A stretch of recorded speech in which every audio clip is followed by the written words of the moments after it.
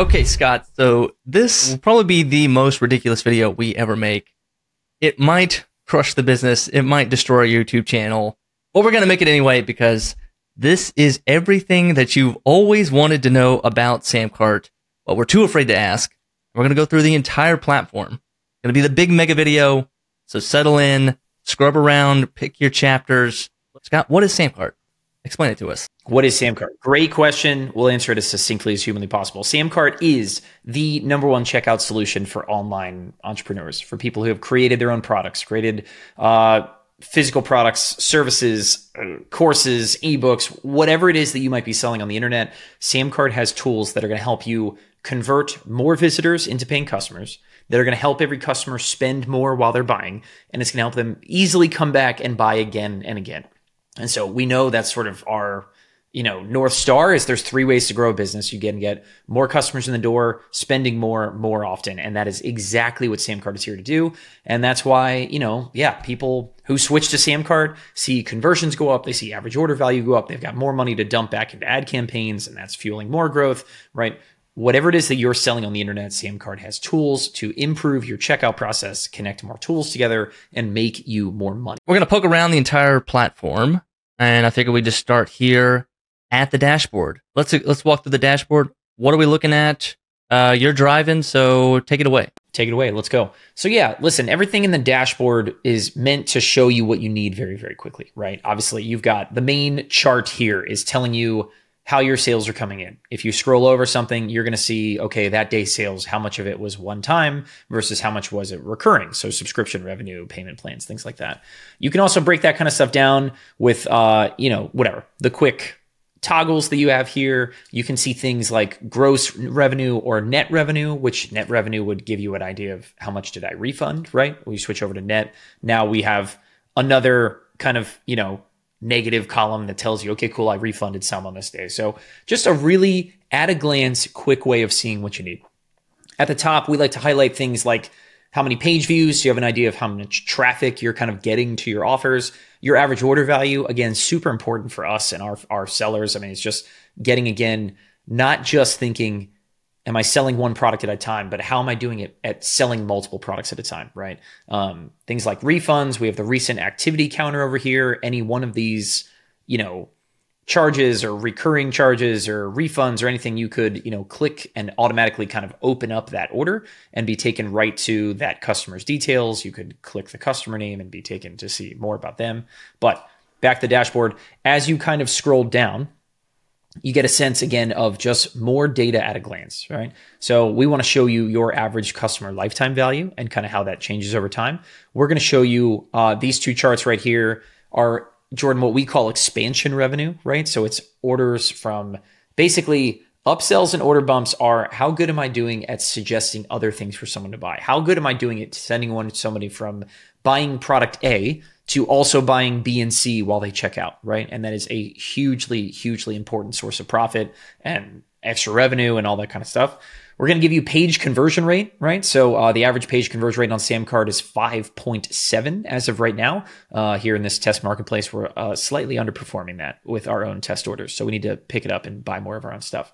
You can see your top products. So all of your, basically, what are my highest grossing products at any given time? So I've got, 3 or 4 products listed here. I could click in and open up any of these products and check out their customers. I could check out this product settings, all that kind of stuff. But again, just information at a glance is really all we're trying to do here for you guys. How many active subscriptions do you have? What is your projected monthly recurring revenue? That's MRR. So for any of you guys who have subscription-based businesses, MRR and watching your MRR grow or shrink over time is the kind of thing that's going to tell you, okay, cool, I need to replenish the bucket. You know what I mean? I've got my subscriptions are starting to kind of decline. Let's put more people in there. Or I'm doing a killer job at growing my membership or my coaching or whatever. My MRR is growing. But that is the dashboard, right? And again, the main bullet point here is information at a glance. And then when you want to click into something, when you want to see more, right, you are 1 click away from something like checking out a specific customer or seeing the full sales by product report, things like that. And the main dashboard and the top products, that is all based on at the top here the date. So we're seeing the last 30 days, but you can customize and see whatever view window you want. Yep. So I could really quickly go and say this year. I could go back and see one of my favorite ones we have is all time. And you guys will get a sense of exactly how fast, that's not the kind of data that other places will load really quickly for you, you know what I mean? But you can see how quickly and easy it is for you to kind of get a sense of, all right, cool, how am I doing all time, last 30 days, this month, whatever, all these kind of things. Everything here is, again, is chosen and controlled by the date picker in the top right corner. After you've been on the dashboard, probably the next thing you're going to want to check out is products. So you just go to the top left over there, click on products.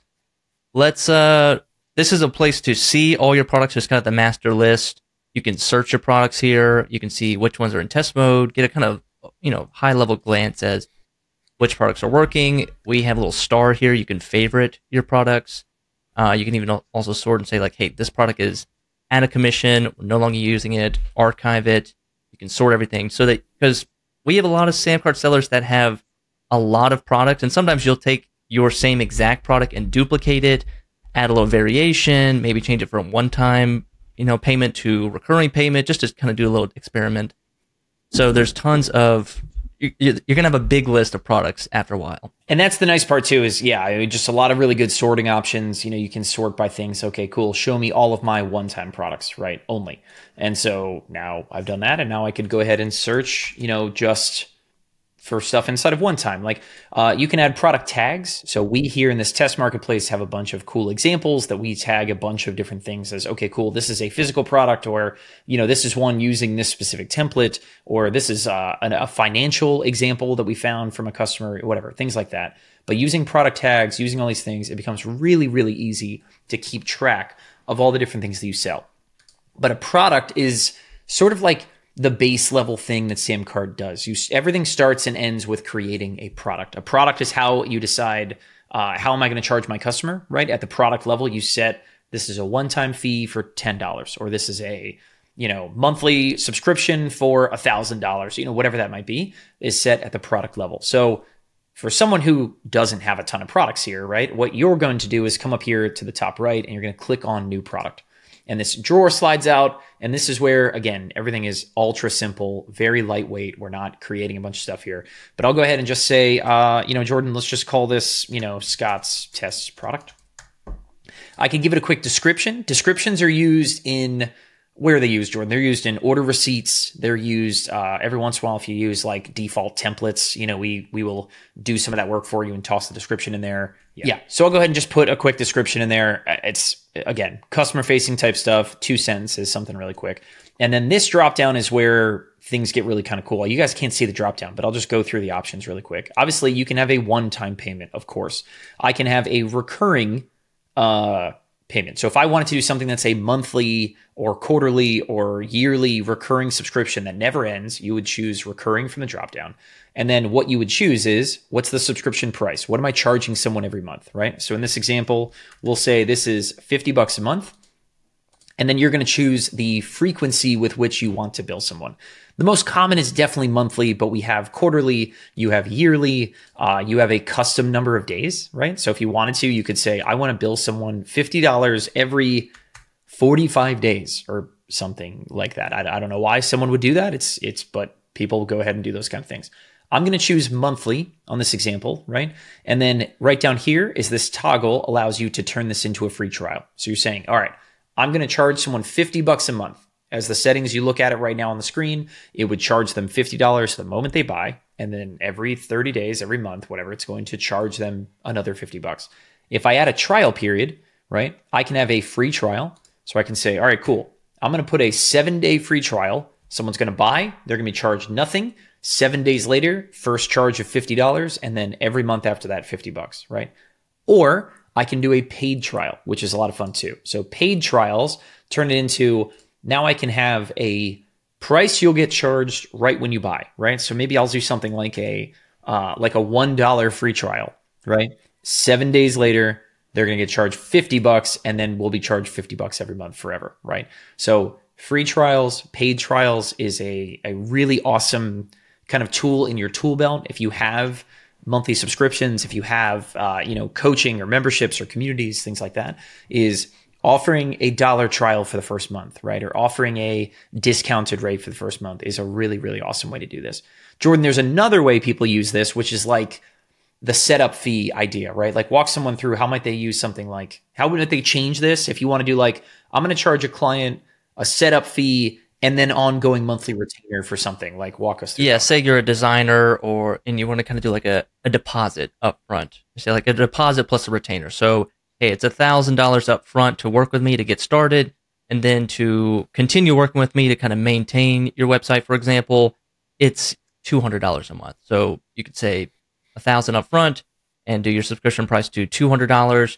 So after the 7-day trial period of working, they'll get charged $200 and they'll get charged $200 every single month ongoing until they cancel. Yep. So a lot of flexibility here. This is a great, subscriptions are great. Adding in the free trial, paid trial thing on the front makes it even more powerful. If I was to switch over to the product type altogether, to a limited subscription, you have the same options as before, but the only difference is a limited subscription will end after a certain number of charges, right? So Jordan, I know this is, again, like we'll go back to the designer example, something you've done before too. Like talk about like, how might we go ahead and use limited subscription and walk through these features? So limited subscription, the most popular way is a payment plan. So to break up something, so you could first set up a product to be one time $1,000, or you can create a second product as a payment option and do limited subscription and do $250 and do 4 charges. So it'll get charged. You could say, I want it to be a monthly payment for over 4 months, $250 for 4 months equals $1,000. Or you could say weekly. You can customize that payment plan. But we have a lot of SamCart sellers that are using that to say like, hey, you can either pay up front, one-time fee, or you can do 4 payments of this, 5 payments of this. But be kind of careful when you're working with payment plans like that. Anything beyond what Scott, the number's like, anything beyond really 5? It's anything beyond 4, honestly. 4. Yeah. Once you start getting to the point, if you make these really long payment plans, like if you make them, I mean, we've seen people, the longest ones I've seen are like 24 months. You know what I mean? You could pay me $2,000 or $100 a month for the next 2 years, right? And that sounds great. You get a lot of people to take action because they don't have to, they can pay you over time, right? But anytime your payment plans get longer than 4 payments, right? You are, I'll just say it another way. On average, across SamCart, we know that payment plans collect an average, right, of 4.6 payments before declines and lost credit cards and stolen credit cards or customers charging back or whatever, right? Really start to come into play. And so, we highly recommend keeping payment plans to 4 payments or fewer because long payment plans are great. They get a lot of people to take action, but as time goes on, you're risking that you'll never collect or never see a lot of that money. That means how many times do you want to charge the customer $250 in this example, right? And so if you want 4 total charges, like it becomes easier if you have no trial period, right? Obviously, no trial period. It's very simple. This product, as we see it right here, would charge the customer $250 and then have 3 more payments every month after that for a total of 4, right? But what you're putting in here, again, is a great question. You're putting the total number of charges, the total number of times you want to charge your customer $250. And that would be, in this case, 4. And then the nice part is you have the trial period stuff as well. So you could still do the same thing where I'm going to offer a 7-day free trial period. So someone buys, they get charged nothing. After 7 days of nothing, right? They're going to get charged $250 and then have monthly payments of $250 until they hit 4 total charges of $250. You could also do the same thing with a paid trial, right? Same deal. So I'm going to say the initial price is, hey, you can get started today for $1, right? $1 today, 7 days later, charge $250. And then it's monthly payments of $250 until there is a total of 4 that have been charged, right? But yeah, monthly trial, again, limited subscription stuff, trial period, free or paid, becomes just so much flexibility, whatever and however you want to give your customers a chance to buy, right? And breaking things down and kind of meeting them where they're at. I think that's the biggest benefit of all this is you get a chance to sort of meet your customers where they are, right? And provide flexible payment options for them that get really, really powerful over time. So anyway, we'll talk about how to present to your customers with the full pay and a payment plan, or how to give them, an order bump to join your membership at a $1 trial. We'll talk about that later in the video. You guys can skip ahead to the part where we talk about order bumps or payment options to see more about that specifically, but just know that those payment options, those pricing, product types, essentially they exist. So then there's only one more option here, right? And that is pay what you want. And that's exactly what it sounds like. You can present your customers a choice to pay what they want for something. And all you do is basically set a minimum contribution, right? And so, if you don't want a minimum contribution and something can literally just be free, you would just put a 0 here, and that's great, right? But a lot of times what you'll see, Jordan, talk about the kinds of products we see pay what you want products usually kind of always end up being on the cheaper end. They end up being things that are, things that people are trying to give away. You don't see a lot of pay what you want products that the minimum is $1,000 or something kind of like that. But why would someone go and use or create a pay what you want product? The funny answer is for people who don't know what to exactly charge their product for. Like, I don't know what price to set this to. The other example is like, it's kind of like a tip jar, or, maybe it was a free lead magnet and now you kind of want to charge $1, $5, $10. Just let people kind of choose how much they should get access to this template. So you could set, and that's one of my favorite ways to use it, right? Is instead of giving things away for free and getting email subscribers that don't open your emails after a couple, right? That kind of clog up the system, that never become customers, right? Freebie seekers, take something that you're giving away for free right now and make it a pay what you want offer for $1, right? You're going to get way higher qualified people to come buy things. You'll get people that you'll get the every odd person that's going to turn around and pay you 10 or 20 or $30. We've got a lot of really awesome success stories, like Matt Sue's comes to mind, where he was giving away these presets for photography. He turned around and made it a pay what you want product, and it became something that turned into like a really awesome little source of profit for him.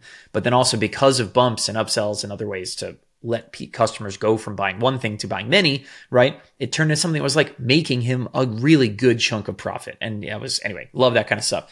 So pay what you want is great. You set a minimum. You could turn it into a recurring contribution if you want. We've seen some people who are like nonprofits and things who will turn this on and basically say, okay, cool. I'm going to set this as a minimum of $5. Whatever they set, it now becomes a subscription that rebills every year or every month or, whatever, but ends after, you could say it ends after 5 payments. You could say it ends never, and it's just going to go on until they decide to stop paying you, those kind of things.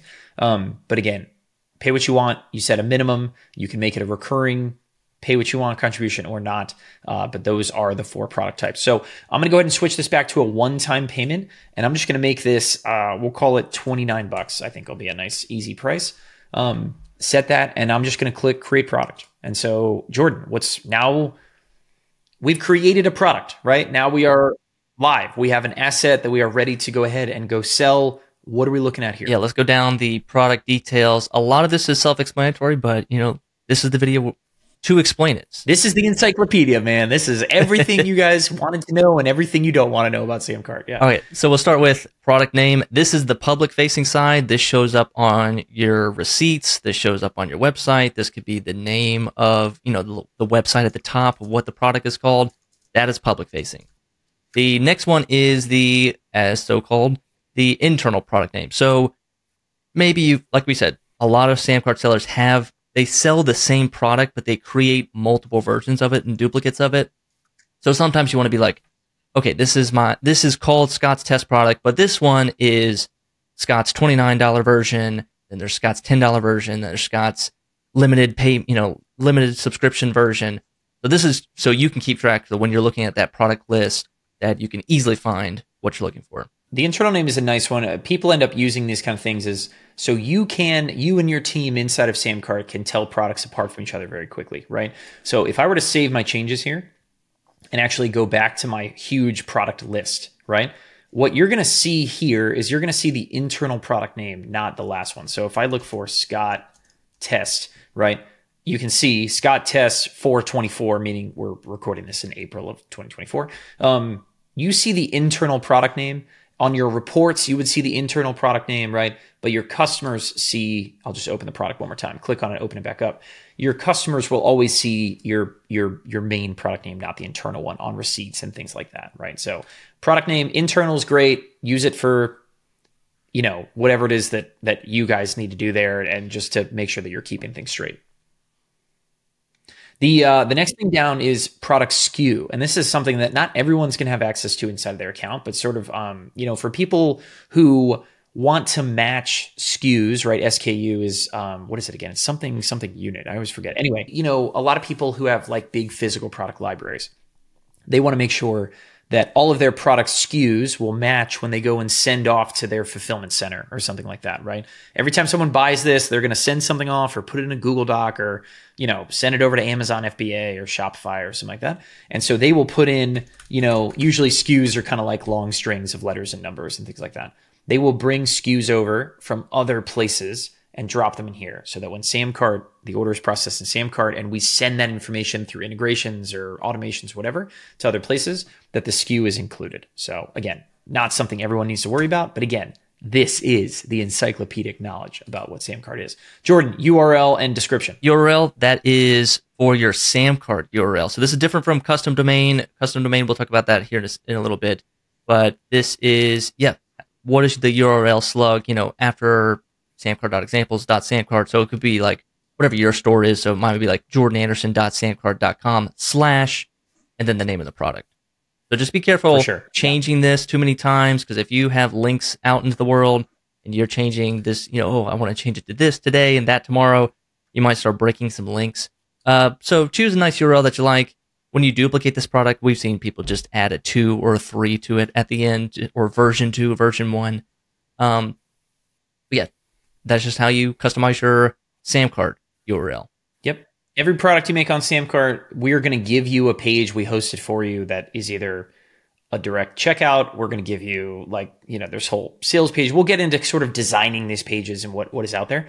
But basically, if you don't use something like Embed, where you're dropping SamCart's checkout onto your own site, or the slide out where it's happening on your own website, and you just want to send people to like a quick checkout page like this one, we give you a page for it. And this URL, you guys can change this however and wherever you want. But like Jordan said, if you were to take the URL to this page and link to it from your homepage and buttons on your blog or buttons in an email or something, but then come back in here later and change this URL to something else, right? You would potentially break links that are out there, right? You'd be kind of pointing to the wrong direction. So just keep track of this kind of stuff. You know what I mean? You always can come in here and change it wherever you want, but just keep in mind, where else am I linking to this in other places? The description we already talked about. It's short, it's sweet, it's used in things like receipts. It's customers will see what you put in this description line item. Product image is a fun one. So again, product image is another one of those things that customers are going to see, right? And so they will see this in a number of different places. If I go ahead, let me just do we'll use this kind of, nice, pretty makeup-y looking thing. If I pull up a couple example SamCart checkout pages, which we have, here is one that's off of our SamCart pricing page. You can see the product image is this little image over here that you see the cart thing showing up right there. If I pull up another one, here's another one. This is a Clean Mama, is a gal named Becky. This is, her product image is right here. And here are order bumps for her, right? Other products you can kind of add to your order. And you can see each one of these has their own product image that's shown to the customer at checkout. It's also included in their receipts. It's shown in a couple different places. So if you want to give your customers sort of like a visual of, what is this, right? In some places, this product image can be a little bigger, some places a little smaller, right? These are more like kind of small tiles. But product image, that's where you upload it. And so you would click upload. You can upload something directly from your computer. Anything you upload to SamCart is stored in your media library. So you can go and say, all right, cool, here's all the images we've ever uploaded to the SamCart account, are all stored and waiting for us right there. If I wanted to change this image, I could click delete, right? And then go back and just replace it with something else. I could upload it again from my computer. I could I'll just pick something a little simpler and smaller. Take that little, bubble, whatever, banner. Next is the currency dropdown. Again, not something everyone is going to see inside of their account. Usually your currency is something you set at your marketplace settings level. That's kind of for your whole marketplace. You pick one currency or something. But you can see here. And the last one is your price. And so again, I've chosen $29. If I wanted to change this, I can change this anytime. If, oh, here we go. This is going to do, it's going to not let me save anything until I do, have a actual valid URL instead of just that random string of numbers and letters. I can change the price anytime on a one-time product. If you have a subscription product, right, you cannot change the price anytime, right? After someone, you can change the price up until someone has bought that subscription. But after someone has placed an order for that subscription, the price and the frequency is kind of locked in. You can't change it. So you could always duplicate a subscription product and change something about it. Maybe I want to have like one product that is my monthly subscription and another product that starts with $1 trial, right? That would be two products. You would clone one and change something. But the moment someone buys a subscription, you'll see this price area, which would also have things like frequency, bill it every month, or whatever, is going to be grayed out, and you cannot change it. One-time products, change the price whenever and however you want at that point. Oh yeah, that's probably another thing to add when it comes to pricing types too. Whatever you choose, if you choose a one-time payment, limited subscription, and you click create product, you cannot go back and say, oh, I want to change this from one-time to recurring. It's baked in. Correct. The nice part is you have every single SamCart account has unlimited products. We never limit what you guys can make. So you can always go back and make another product that is a subscription or is a payment plan or is whatever you need. But yeah, you'll see right here, this is a one-time product. I have no option to change this product and make it a subscription. That's not how it works, right? So keep that in mind. Jordan, next to quick things is the order redirect, yes. Right? Talk to us about the order redirect. Yeah, the order redirect. So after your customer has bought something, and if there's no order bumps or upsells after that, once they hit the very end of the checkout, they bought the product, they'll go to an order summary, which is just a kind of a web page that is your receipt. They'll also get an email receipt as well. But made by SamCart, designed by us. You don't need to do anything. Yeah, with it. Looks good. Tells you everything you bought, how much you spent. Very simple. And then if you click down, sure, that'll go to custom URL, I think. Yep. So custom URL, this is your redirect. So if you want to send someone to an official thank you page, or you have some kind of custom page that you want to send someone to, or a video or a YouTube video, or whatever you want to do, whatever path you want to create, /thank you on your homepage, you can choose that. So once they finish buying, they'll get redirected to a page, and that's it. Very simple. That's it. Yeah. So you have a thank you page. You've got a special place you want to take people, and not just sort of use like this SamCart. Hey, thanks for buying. Here's your order. You can do that. We have buttons where, like in the receipt, you can link. Like if you send someone to a custom thank you page, in their receipt, in the customer's receipt, there's also going to be a button that can take them to that custom thank you page. So if they need to go there to download something, and then you go there, whatever, you could change the button text to say, hey, like download your free gift or whatever. However you might be using that.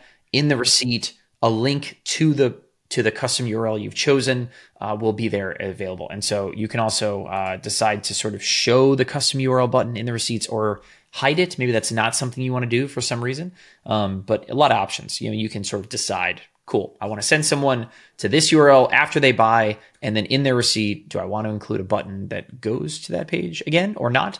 In this example, off would mean the button is not in the receipt, and they won't be taken back to that page in any way, shape, or form. So cool. Next thing down. Tags. We talked a little bit about product tags, right? From the products area, if you go back to the products page, there was that area where you're using tags to sort and order and, whatever. This is where you could enter in whatever. So if I wanted to do, testing products and create a new tag for that, or maybe I want to tag it as, okay, cool, this is one of my cleaning products, or this is one of my, this is an ebook. You can add and remove multiple tags. You can do this anywhere in the app, a lot of different places in the app. So tags can kind of follow you around. It's just another way to keep everything nice and tidy and clean. Yeah, this is not public facing. It's just for you to stay organized. Correct. Yeah, definitely true. Jordan, talk to me about digital versus physical product types. I mean, if you're selling a digital or service, you've kind of got these ones. If you're selling something physical, these things change. Let's talk about digital first. Yeah, digital. So if you have a digital product, you have a PDF, a zip file, a ebook file, you're going to choose digital /services. If you're also selling a service where you just say you're working with someone, that's also what you're going to choose. And then right down below that is digital file upload or digital file link. So we on SamCart can host your ebook, your PDF, your zip files, and you just click upload right there and upload your PDF, upload your ebook file, whatever you want, and you hit save, and you change the buttons down below to say, download here, get access to it. And these files are delivered in the order summary. So after your customer's gone through, SamCart does a great job of just saying, like, here's your ebook, download here, download now. Your customers don't have to go looking for it. Hey, I didn't get my ebook. Where is it? It's delivered automatically. SamCart does it every time. There's no delay or loops or integrations that they have to go through to get what they paid for. It shows up right then and there. Exactly right. And you can upload, you could have SamCart directly deliver any digital file that is under a gigabyte, right? So you could upload, in this case, I uploaded an MP4, you could upload a zip file or a PDF or whatever. So if you have templates or ebooks or, I don't know, resource packs or whatever that you might be, well, you want your customer to just buy and directly download, this is where you do it.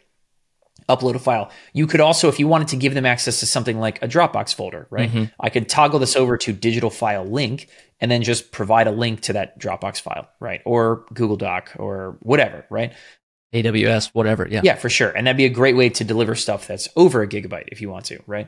None of this talks at all about if you want to deliver full courses and video courses and things like that. You can also use the SamCart Courses app, which is a totally different experience. This is like lightweight, let someone deliver it, download it right to their desktop. You just want to be like, hands off, I'm done, that's it.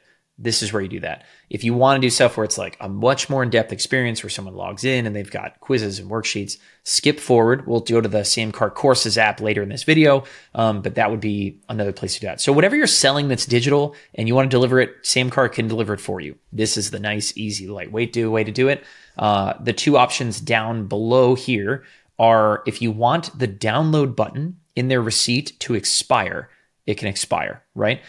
So this is the number of days a digital download link will be available to your customers after purchase. And I could have no expiration. I could have 1, 2, 3, 4, 5, 6 days expiration. So in this case, if you want the digital download link to expire after 1 day, right? Choose 1 day. If you want it to have no expiration and they can download it as many times as they want, click on no expiration. All right, Scott, walk us through physical, because I have not sold a physical product yet. For sure. And this is just for reference sake, if anybody who's watching this video right now, in just a couple of weeks, what you're about to see here with physical, if I toggle a product over to be a physical product, a lot of this is going to change in a major way with a lot of really cool new features. But basically, the only thing that changes here is instead of, now you have no option to deliver a digital download, which is great, right? Because it's probably not what you're doing. And then shipping items pop up. Right. So by default, what's going on here is this basically says, all right, cool. If I want to ship to the United States, and it would be if your marketplace is set in the UK or you're in the Australia or whatever, the Australia, no one calls it the Australia. It would have your home country right here. Right. But this basically says, okay, cool. For everyone in the United States, I want to charge $5 shipping for a single item. And then for each additional item that they buy, if they up their quantity, right, I'm going to charge an additional $3. Right. That's kind of the idea.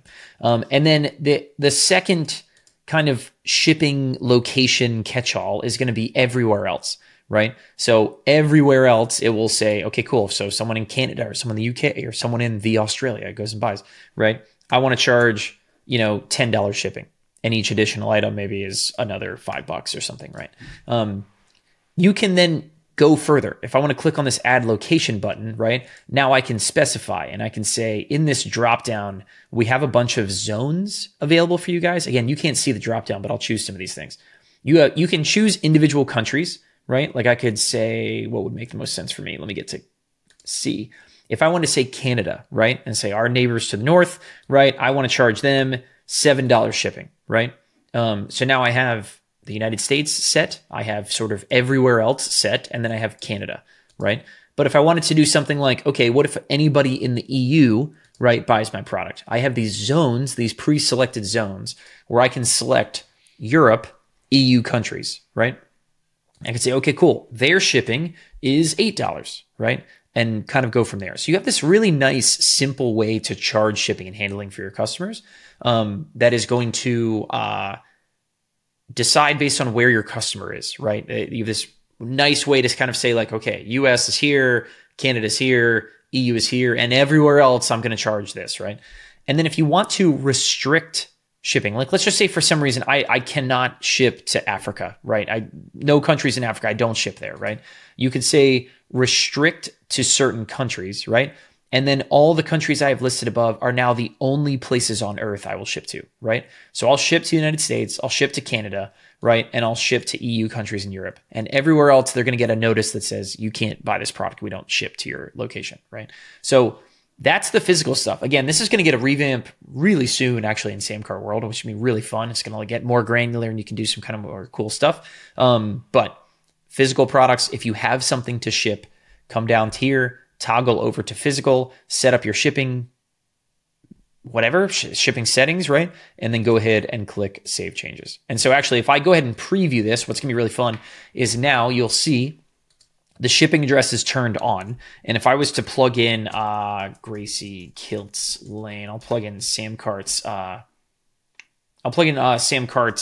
office in Austin, right? So I go, United States is the country, and I'm going to pick up the state. Well, actually, that's it, right? Now that I picked the country, you can see it's added $5 shipping, which is what makes sense, right? I'm in the United States, I'm shipping somewhere in the United States, and it's tacked on $5 shipping, which is really cool. Yeah, so you can see that kind of stuff playing out in action. But that's digital versus physical. If you don't know, you know what I mean? It doesn't matter. Leave these blank. It's not that important. You know what I mean? If you're like, I don't sell something digital or physical, like just choose digital. It's fine. It doesn't change anything. All you're basically saying is I want to deliver a digital download file, or toggle over to physical means I want to charge some level of shipping and handling. All right, so we've finished out product details. Now let's talk about sharing our product, getting our product out into the world. What are our first options? Absolutely. Yeah. So if I want to launch the checkout page, right? You guys have seen I've used this preview button up here at the top, right? If I click on that, you're going to kind of launch what we at SamCart call sales pages, right? So this is a sales page without a whole lot of content. Our latest and greatest technology, right? You guys are going to come to the Checkout Anywhere tab, right? And so Checkout Anywhere is where you can choose, okay, cool. I'm going to embed this checkout on a page on my site, which I have an example of up here somewhere. Here we go. This is a great example. So this is a Webflow page where basically, we've very bare minimums, bare bones kind of designed this, right? But we have embedded this right here. This column is SamCart's newest technology embedded right on this page, right? And so you can see it's a great option for anybody who I design my own pages in Webflow. I design my own pages on Squarespace or whatever page builder you want to use, but you want SamCart's checkout technology, right? Then you would choose embed, okay? And if I go back to the product settings, I click on embed, I copy the embed code, and that's it. That's literally like the whole thing. I would then open up my builder and, drop in my embed code. It's this really lightweight, 2-line bit of code that is going to bring the world's best checkout right onto your page. The second option, right, which is a little bit easier, is we call it Express. And so Express is I've shown you a couple of different Express options. This is Express. The one with, where do we go with that? This is Express as well, right? Express is a standalone page, right? And we'll drop some links down below in the video, description. You guys can go see, embed, and Express and kind of play with these things live. Express is the same awesome technology. It's our latest, fastest, awesome, whatever. But it's on its own page. So instead of embedding it onto your own page, this is again now just a SamCart URL that loads ultra fast, and we take care of all the security and all that kind of good stuff for you guys. And so Express is probably the fastest way to deploy this checkout and start selling things. So you'd come to Express, you would click copy checkout page URL, right? And if I just open this in a new tab, you'll see I will open up a really simplified, awesome version of Express right here, right? And one of my favorite things actually is on Express, you'll see if I do this thing again, if I do 1600 Gracie Kilts Lane, there you go. Now you're going to see auto-completed addresses for me shipping something, right? Making it even easier on the customer. And it's got cool things like stored credit cards. It's got, anyway, a lot of awesome technology in here. But Express is definitely how I would say for you guys making your first product, go launch your product, click on Express, grab the URL, and go put that URL on buttons on a sales page, right? Or go put that URL, whatever. There's a lot of different ways you can go do that. Put it inside of emails, put it whatever in your link in bio, like just send people to that URL to go buy. The third option on Checkout Anywhere is sort of a hybrid, right? You can it's called slide out is what we call it, right? But here's a sales page that we've built where anytime you click that button, you get this awesome, lightweight, super fast experience, right? Of embed, but it's in this kind of cool drawer, right? That can kind of just slide in and out. We also have, here's a great example from Sean Fargo, right? Is a SamCart customer we did a case study with not long ago, where he has a page built right here. Again, build your pages however, wherever you want, but he's basically now launching that slide out as well, where he has 2 different payment options. He's got some order bumps that someone can add more products to their order. He's got one-click, Apple Pay and Google Pay. He's got just all the awesome stuff that SamCart can do for you, right? But slide out is a really cool one. So you'll see an option right now inside the product. You don't see an option for slide out. You will see one very shortly, not very long from now. The last way to kind of launch your checkout is a sales page. And that is done currently right now. That's done on the checkout design tab. But again, this will be changing actually not too long from now. The checkout design tab is where you can kind of build full landing pages inside of SamCart, right? And so let me just show you some of these. These are all templates, pre-built templates that we have inside of SamCart, where you guys can choose one of these templates. You can customize it with your own images and product lingo, whatever. But you'll see if I just scroll over one of these and click preview, you'll see what I mean, right? So now this is a page all hosted by SamCart. It's all ours. And at the very bottom, right, you're going to have SamCart's checkout infused into the page, right? So it's kind of a hybrid. Like if you don't have a page builder you like, if you don't have something you already love building your pages on something else, but you want like a full landing page with content and videos and whatever, then use SamCart sales pages. Like come and check them out, right? And so for any one of these templates, again, I can scroll over them. I can, some of them are longer, some of them are shorter. Some of them are 2-column, like this one right here is really, really super simple. But you can kind of create content-rich sales pages right inside of SamCart. And then we've got a kind of a drag and drop builder to help you do these kind of things. So, check out anywhere, that stuff, Express, embed, slide out, is definitely like our latest and greatest technology. That's where most of our top sellers are using because they like building their pages somewhere else. But if you like the idea of kind of like, no, I'm just going to let SamCart handle all of it, then this template library and sales pages are for you. So Jordan, walk them through really quick. Let's say I like one of these templates. I want to try this out. I want to mess with the builder. Like where do I go from there? Our most popular pre-made template is the 2-column up at the top. And that's kind of the one down.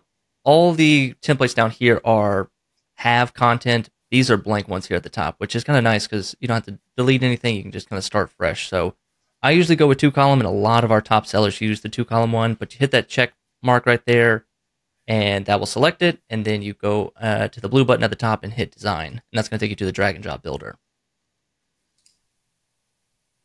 So let's quickly go through this. So this is what it's going to look like. Again, it's totally blank. You can add headlines, you can add text, you can add a divider. There's a lot of the classic web page builder stuff is on here. You can customize anything you want. You can change the fonts, you can change the font sizes, the colors, the backgrounds, the corner radiuses, all that stuff. You can have a ton of fun designing all this stuff.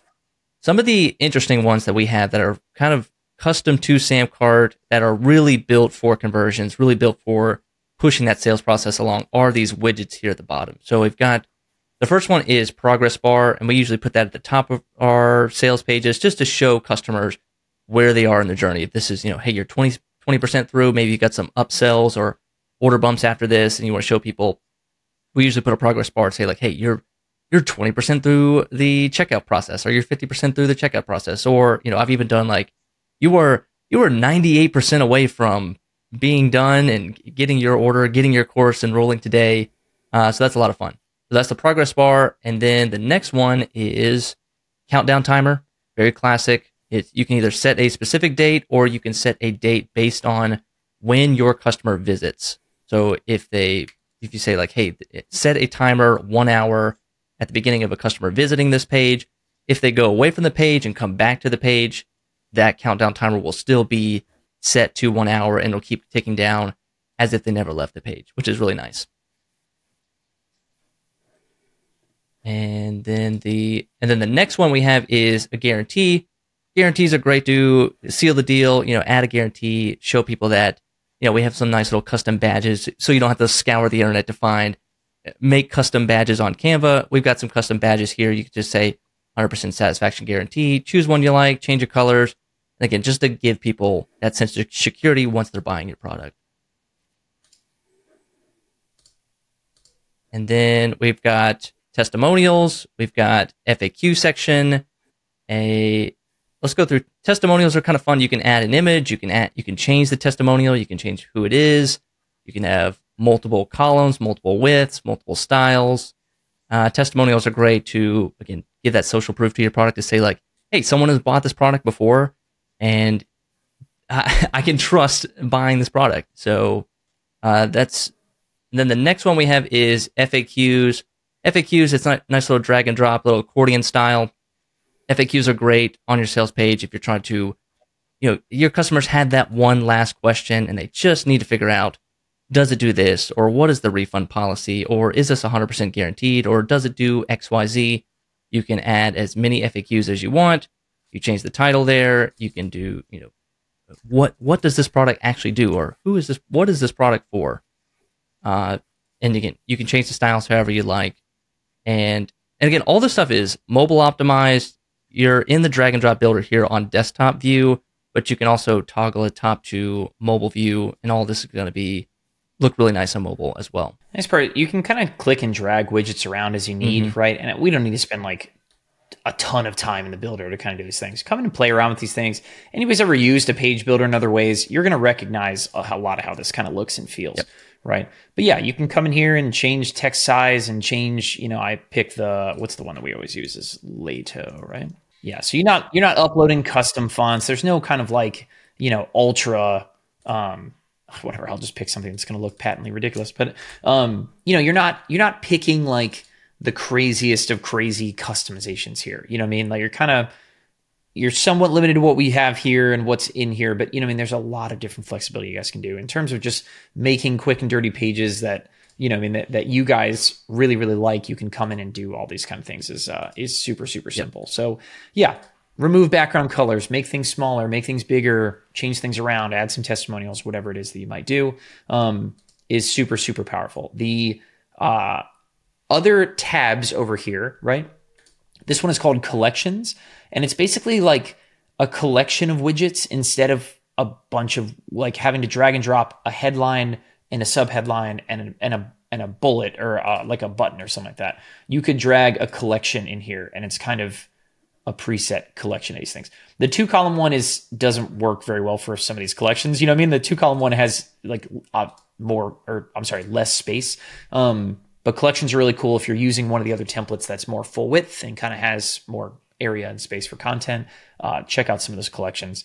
The settings bar is much more, it's got a lot going on here. Yeah. So the settings, you have your font, so you can set a kind of default font. That's one thing. The most important thing, I think, is the checkout form and customizing your checkout form. We talk about this all the time. If you're selling a digital product, you do not need shipping address. You do not need billing address. So we have that turned off by default.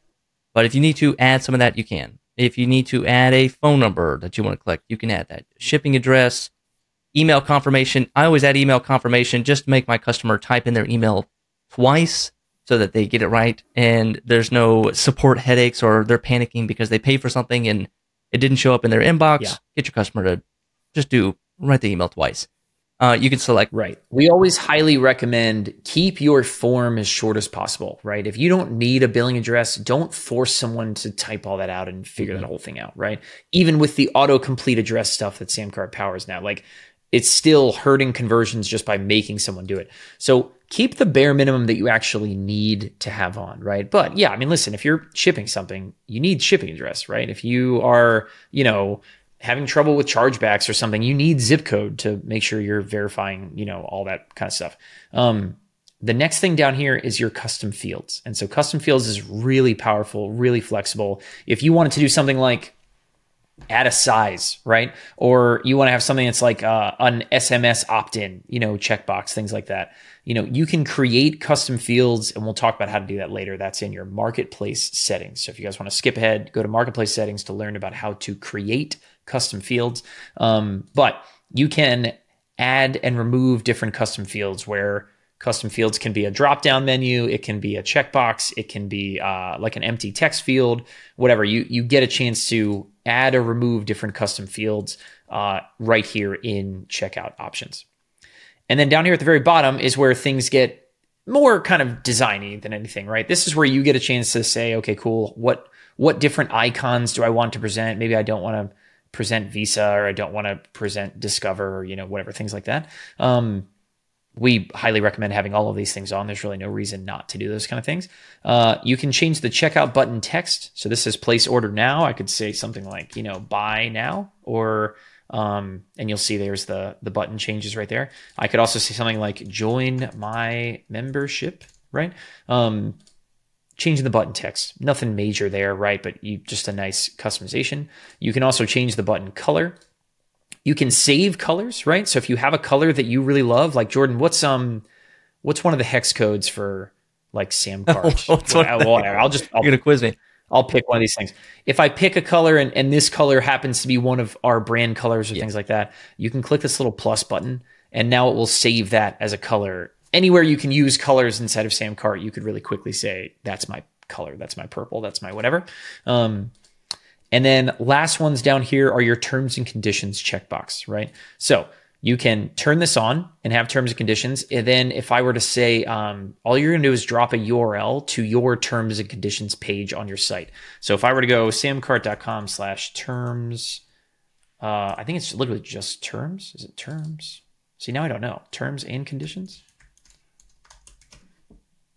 There we go. So here's SamCart's terms and conditions.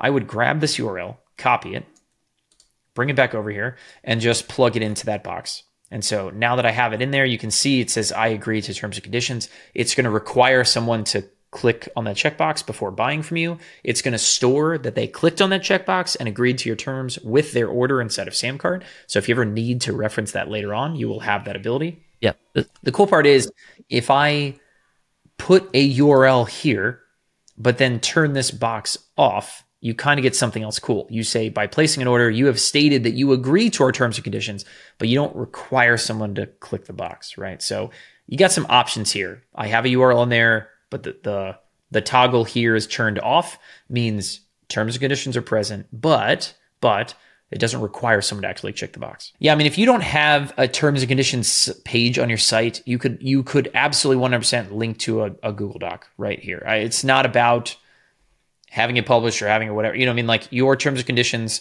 go use a terms and conditions generator on the internet, right? They're all great, or copy and change, or, whatever. Go to, what is that site? What is the, what's the, like the LegalZoom, right? Go to LegalZoom and pay $50 and get terms and conditions written. But the last thing down here is showing a currency symbol. Some people want to turn this off, and some people don't want to show, like they want to show the dollar sign, or they want to show the euro sign or something like that. You can toggle that on and off to basically say, if I have this on, you'll see next to my price, it says $19 USD. So it's say 19 euros or 19, yen or whatever it is you might be using. We usually keep that one off. But whenever you're done with these kind of changes, right, come up to the top, and inside of the builder here, you would go ahead and just click publish, right? One thing I love calling out is you can toggle back and forth between like a desktop view and a mobile view, right? When you're building this kind of stuff, the nice part is when you use SamCart Express, let me show that again. When you use SamCart Express, all the mobile stuff is done for you. I mean, you guys go to the links we leave down below and go check out Embed or go check out Express on mobile. You need to change nothing. It's built for a mobile experience. Like, it is really, really cool. But if you decide that you want to do a full sales page, toggle back and forth between mobile and desktop. You can make mobile changes. So if I say, all right, cool, on mobile, right now I have this mobile text size thing. I could take it down to 24 and see if I like it better. I could keep going and say, all right, cool, and take it to 16, things like that. You can make changes on mobile that don't affect desktop and vice versa. But whenever you're done, right, with this page, just go ahead and click publish. And that's going to close the builder. It's going to save your changes, right? And then if I go if I go to this URL, or if I click on the preview button, right, it's now going to open the page that I've made. And you can see it's great. It'll look great on mobile. It'll have a great, awesome number of things to maximize conversions and all that kind of stuff. And you're free to go back in and and make any changes that you see necessary. But that is embed, that is express, that is slide out, and lastly, sales pages. Those are the 4 ways that you are going to deploy the checkout for the product that you have made. Okay, Scott, now let's go to our payment options inside of our product. So we're going to cover payment processes a little bit later. So make sure when you do set up your SamCart account that you connect to your payment processors, connect to SamPay, connect to Stripe and PayPal. But inside your product itself, you're going to click on the Payments tab, and you can toggle on and give your customers options as to what they can pay with. So allow credit card payments. That's usually a good default. Turn that on for folks. Usually a very good default. Yeah. Wouldn't keep that one from anybody. Allow PayPal. Of course, there's going to be your PayPal customers out there that gotta use PayPal. Give them that option. Turn it on. Allow alternate payments. What is alternate payments, Scott? So if I open up this test product in Express, I open up the Express link, right? What you're going to see here is pay with Link and pay with Google Pay, right? The alternative payment methods are actually down here, right? So what you'll see down here is you have Afterpay and Klarna available right here. You would also have Affirm if the price was a little higher. Affirm doesn't do anything under $50, I believe. But your customers, you can see right now, you have buy now, pay later options available. So your customers can come down here and choose Afterpay and basically work out a payment plan directly with Afterpay, right? Where they get an interest-free payment plan. They pay Afterpay, not you, right? Afterpay would pay you in full for this product, right? For this whatever it is that you're selling at that point, right? And all the risk of collecting those future payments is off. It's all on Affirm, Afterpay, and Klarna, right? So you get paid in full right away. Your customers get an interest-free payment plan that works for them, that can even be customizable, which is electric. These are completely changing the game for any product over like $300-400, right? I mean, doubling conversion rates, right? When these buy now, pay later options are available. So cannot recommend this enough. This is, again, turned on just by having this one checkbox right here, okay? Allow alternative payment methods. Turn that on, right? Is something, again, is kind of limited to SamPay, is kind of our white label partnership with Stripe. We'll talk more about that again in the payment processor section. You guys can skip forward to that. But just know that this is unique SamCart technology that we are exposing and bringing to you guys that is absolutely changing the game for people who are selling online. It is absolutely wild. The next toggle that you see, if we go back to the payments tab here, and let me just go ahead and organize some of these tabs. The next one we have, Scott, is allow digital wallets and use digital wallets as defaults. Now, digital wallets, right? The first thing that comes to my head, I'm like, are you talking about Bitcoin and crypto? No, we're talking. Yeah. I was like, no, not quite yet. It's going to be Apple Pay, Google Pay, and Stripe Link. And so here's the really cool part is, Apple Pay and Google Pay, obviously everybody's very familiar with those things, right? I'm on Chrome right now, so I see Google Pay. If I were to open this link up on my phone, I have an iPhone, I would see Apple Pay, right? It's that simple. The really cool part is, right, is you can actually buy, and let's see if I'm logged into Google Pay. It's going to launch one little confirmation window. Okay, yeah, it's a little tougher on desktop. It's really, really cool on a phone, right? Go to a phone, type in Apple Pay. If you click on Apple Pay or Google Pay, your customers don't even need to type in their name, right? We pull all that information from Apple Pay, from Google Pay. It is a one-click purchase, and it's absolutely wild what this is doing. I mean, there's a reason why Express and Embed and Slide Out are converting 51% higher than sales pages, our kind of older technology. And a lot higher than everybody else, you know what I mean? Which were already higher than a lot of other places. So the one-click buying with Apple Pay and Google Pay is absolutely wild. The second one is Stripe Link, right? So basically, the moment someone starts typing in their email address, SamCart is taking that email address and matching it against a humongous, I mean, we don't actually know the number, right? Because Stripe doesn't publicize these kind of numbers, but hundreds of millions of stored credit cards all across Stripe's network. And all I do is I got a 6-digit code sent to my inbox, right? Just like that, I'm now, quote, logged into Stripe Link, and I have a stored credit card on file waiting for me. Like, how wild is that? Stored credit card stuff is absolutely bonkers. And that's what you get with digital wallets as well, right? So that stored credit card network, I mean, we are seeing this again is lifting conversions significantly just by making it easier for people to buy. And so you saw how easy that was. Someone types in their email address, bada bing, bada boom, right? I've got a stored credit card waiting for me. The really cool part is if you come back to that page, you don't have to do that again. I'm already signed in, right? And so what we're seeing is people who are launching on SamCart and day one, they have customers buying with stored credit cards because they're already a part of Link's network from buying something else on some other random site that has nothing to do with SamCart, but they're still getting the benefit of the stored credit card network right off the bat. So that is the payment options you choose. You know, I would tell you turn on as many of these toggles as you can, right? None of them hurt. They are all additive. Accept credit cards, accept PayPal, accept alternative payment methods, the buy now, pay later stuff, accept digital wallets, and where possible, use digital wallets as the default, right? Which means when someone loads the page, that Apple Pay will be like the first thing they see, you know what I mean? And make it that much easier. All right, so now the next section here is additional payment options. And this has to do with limited subscriptions that we talked about a little bit earlier. If you have a payment plan or you made a limited subscription of 4 payments of $100, one example I found is look up the Ship 30 payment plan. That's the one we have. So what you would do is, cool. Yeah, we'll open up the product. What you would do is you would find that payment plan product in your additional payment options. You would select that and add that to your checkout. Yeah, I'm going to show you guys like a real example of what this looks like really quick. So the example would be here's a kind of sales page, you know, whatever. But here is a product with multiple payment options, right?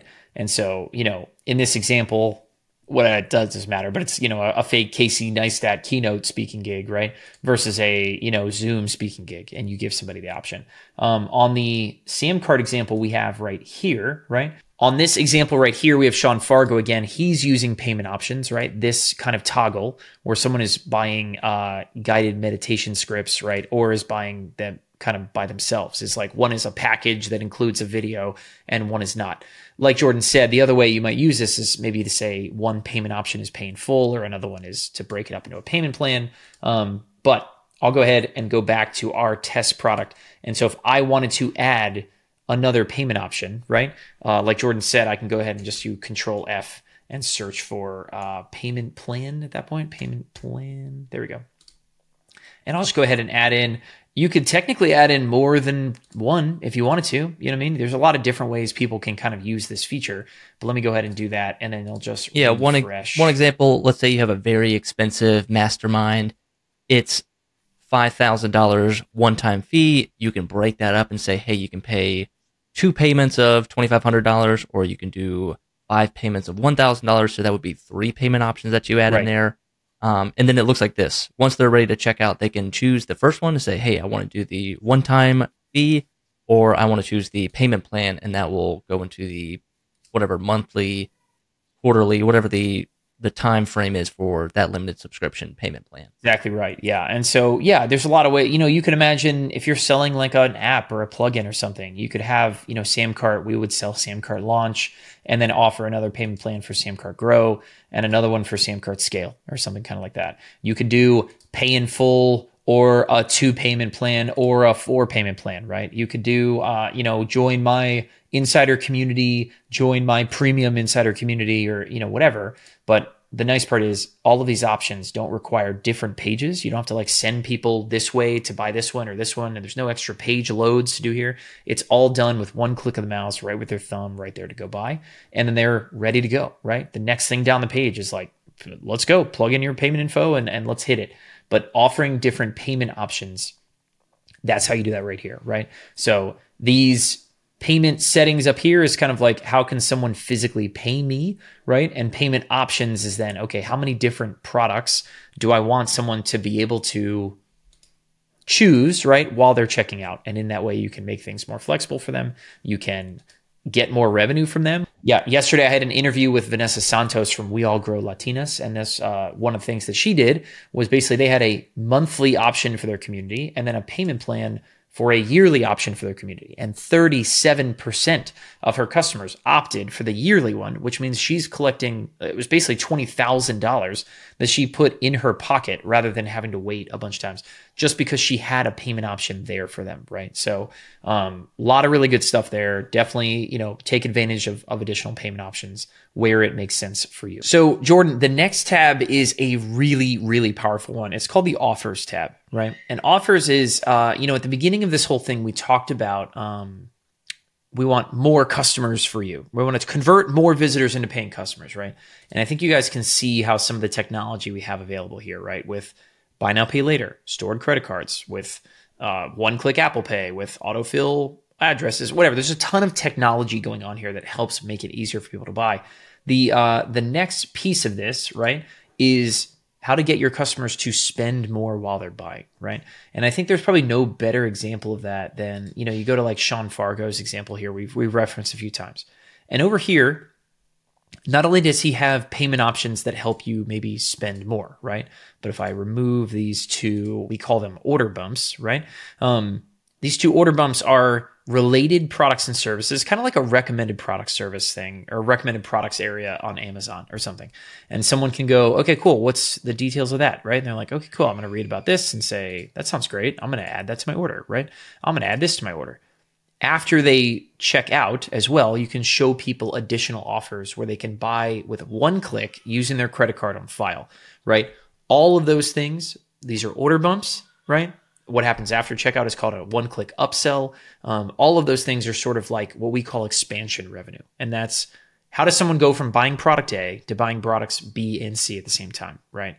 And how do you make that smooth and easy and thrilling for your customer, right? And not something where you're not shoving things down their throat, you know what I mean? But you're making it really easy for them to say, awesome, I would love to, 2-3 out of 10 customers are going to say, I would love to do that. And you get to make enormous differences in your bottom line. So we're going to start on the offers tab with order bumps. Okay. Order bumps are kind of like the easier, it takes less work, less writing type stuff, right? Anything like that.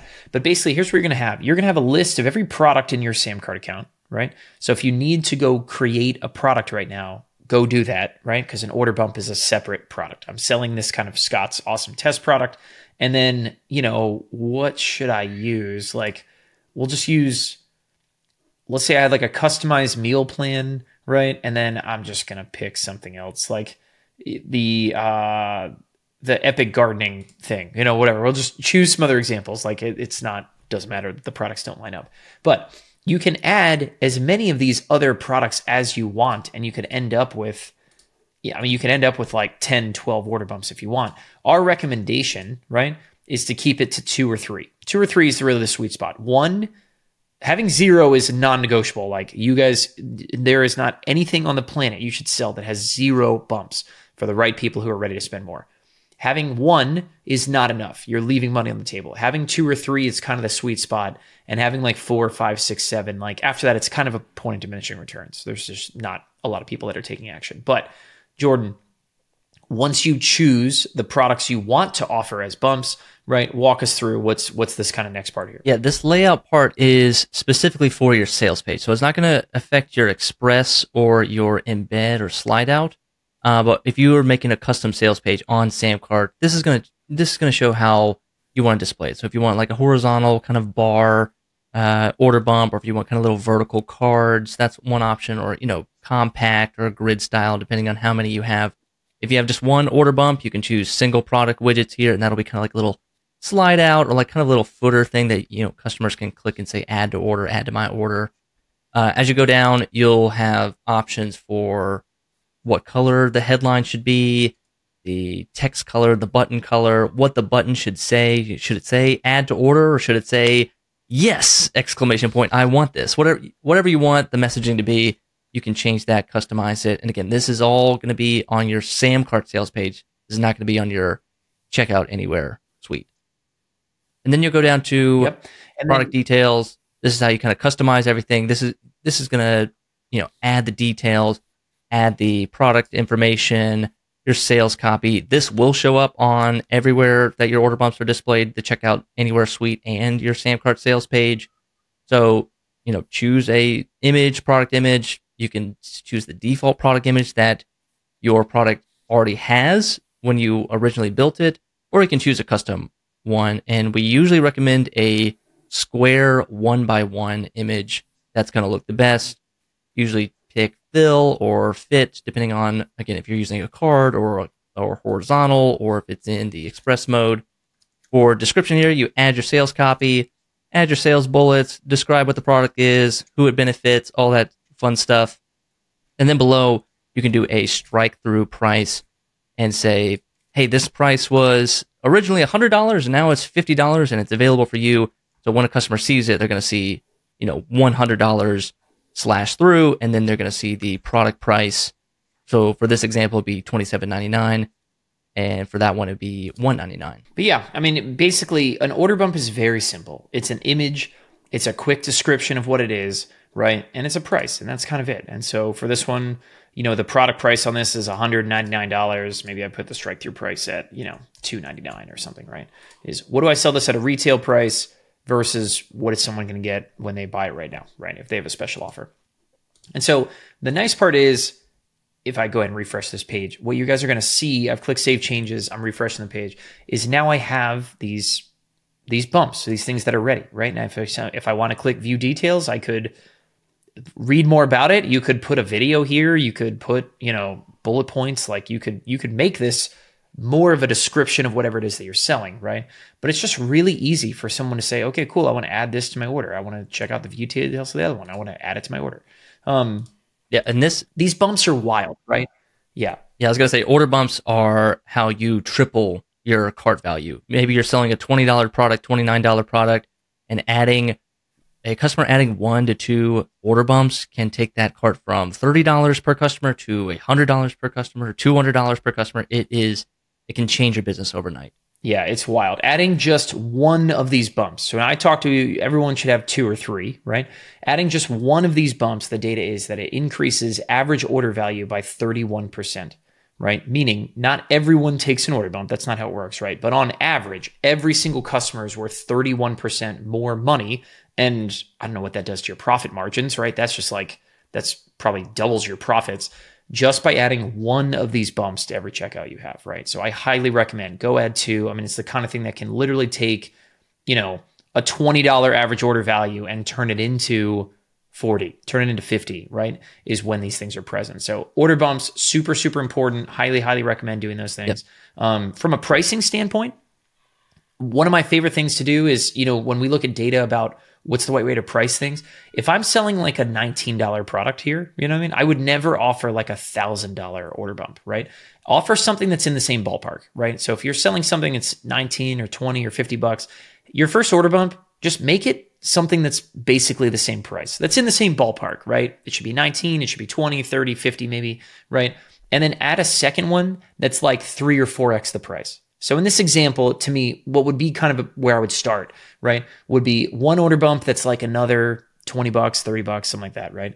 And a second order bump that's like $80 to $100 would be like perfect. That's where I would think that's the kind of stuff where you're going to be maximizing what you're making, right? That's how you think about pricing with order bumps. And Scott, with order bumps and with upsells, which we'll talk about here in a minute, I can put whichever product I want. I can put a physical product. I can put a digital product. I can mix and match. You can mix and match. You can have physical, or you could sell physical and order bump digital, or you could vice versa, right?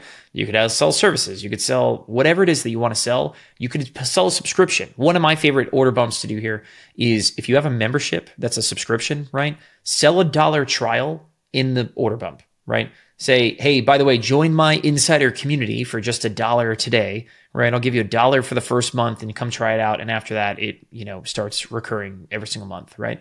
But it's a great way to get more people into your best selling products, is by giving people order bumps to go do that, right? Every single one of your checkouts, no matter what it is that you're selling, no matter how cheap it is, should have order bumps to go buy your other stuff, 100%.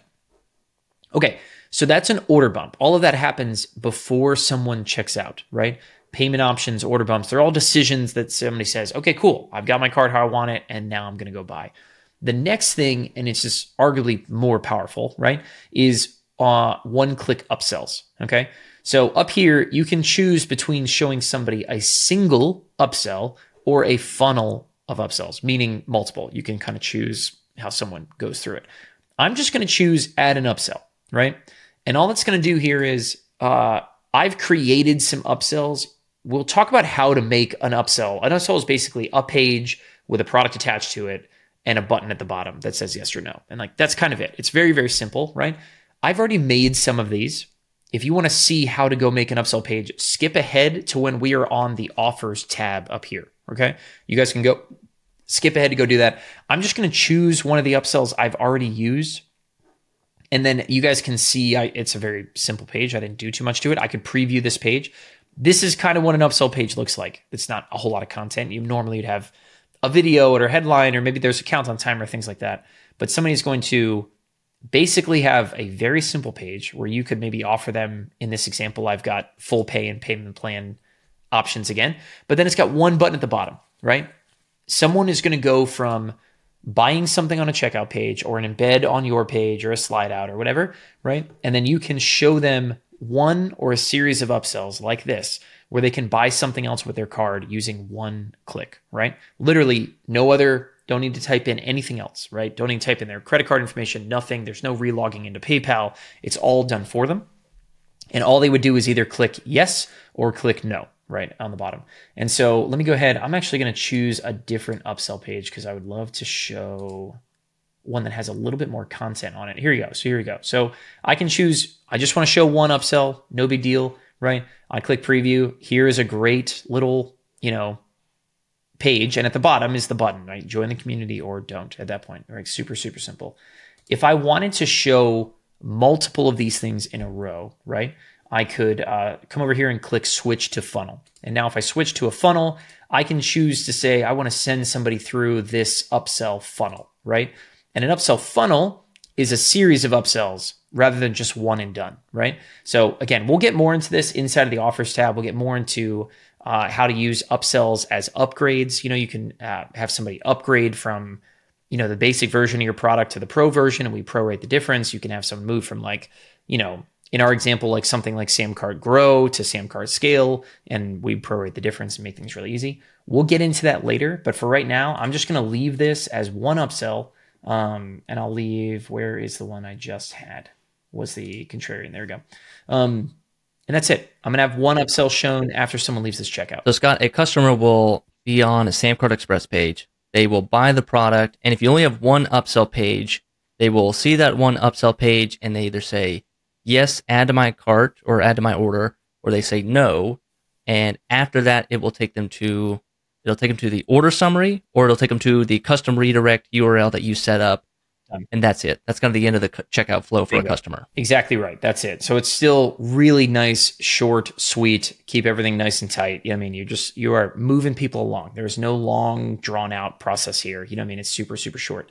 So we'll run a test order in a second so you guys can see this in action, right? But there's one other thing on the offers tab that I want to talk about, and that is coupons. So if I scroll to the very bottom, this is where you can say, okay, cool, for this product, I want them to allow coupons or not. You'll see a list of coupons. If you've already made some that apply to this product, you'll see some. What I can do is I can say, all right, cool, here's a list of coupons I've already made. I want to add one of these to my product. Maybe I want to click create new coupon, and you can go ahead and create a brand new one. Super simple here. All you're going to do is enter in the code, right? What is the coupon? What do I actually want to call it? So maybe I'll say like SC tutorial, right? Because that's what we're doing here, SamCart tutorial. I can choose whether it's a percent or a flat rate coupon. I'll do, we'll call it 15%. That's probably easy enough. I can have it apply to this product. I can have it apply to every product in my account, or I can have it apply to only a group of products that I select, right? And so if I say, all right, cool, I want to say this applies to that product and, that one, and okay, cool, this one right here, right? You can have it choose to apply to only a select group of products. I'm just going to make it apply to this product. It's just easier. I can make a description for the coupon. That's internal only. Only I see that. I can have a duration on this coupon where I can say, okay, cool, this coupon is only good for the next 7 days, which is great for if you've got a launch or something going on, right? And you want to have hey guys, by the way, the discount is only good through midnight tomorrow or, whatever, right? Pick an end date, pick an end time. Actually, you can set a start date and an end date. What I just did was set a start date. So now I would say, okay, cool. What's my end date? Is I'll pick some, future date that is even whatever. Something beyond that. Pick a start date, pick an end date.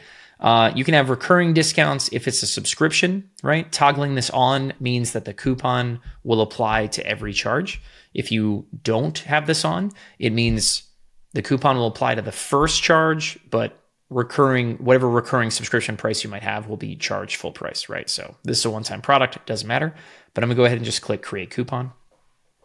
And now what I have down here, right, is, I guess I didn't turn that back on, and then click save.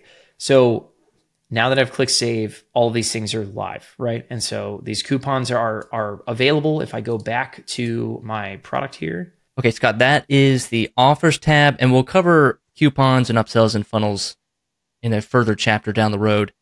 Let's move on to the emails tab. This is interesting because this is specific to products, and this is how you can customize your emails and send specific things, specific receipts, order summaries to your customers with a custom message, which is really nice. Bingo. Yeah, I mean, basically, you can, and we'll talk about this again in marketplace settings. But in the marketplace settings, you can customize all of your order receipts at the same time, right? So if you want every order receipt your entire marketplace sends out to have some information in it, go do that there. But if you want a specific product's order receipt to have something slightly different, this is where you do it. Come to the emails tab, toggle this on, and you have the order receipt. You have a refund notification. So should someone refund this order, that's the email that we sent. And the update payment info email. So most commonly applied to subscriptions. If someone ever says, hey, I need to update my credit card, you can fire off an email to them and have it that they can update their payment info. But yeah, it's really easy. You basically just click on edit, and then you can change the subject line, right? So you'd say like, okay, thanks for buying Scott's awesome product, right? And then inside the body of this email, you could add some images, you could do all kinds of stuff. There is a link down here for short codes. So short codes are, there are a number of different short codes that you can drop into these emails that SamCart will then dynamically replace them with, here they are, with somebody's first name, somebody's last name, whatever. So, example, if I were to say, hey, first name, right? Thanks for purchasing, Scott's awesome product, right?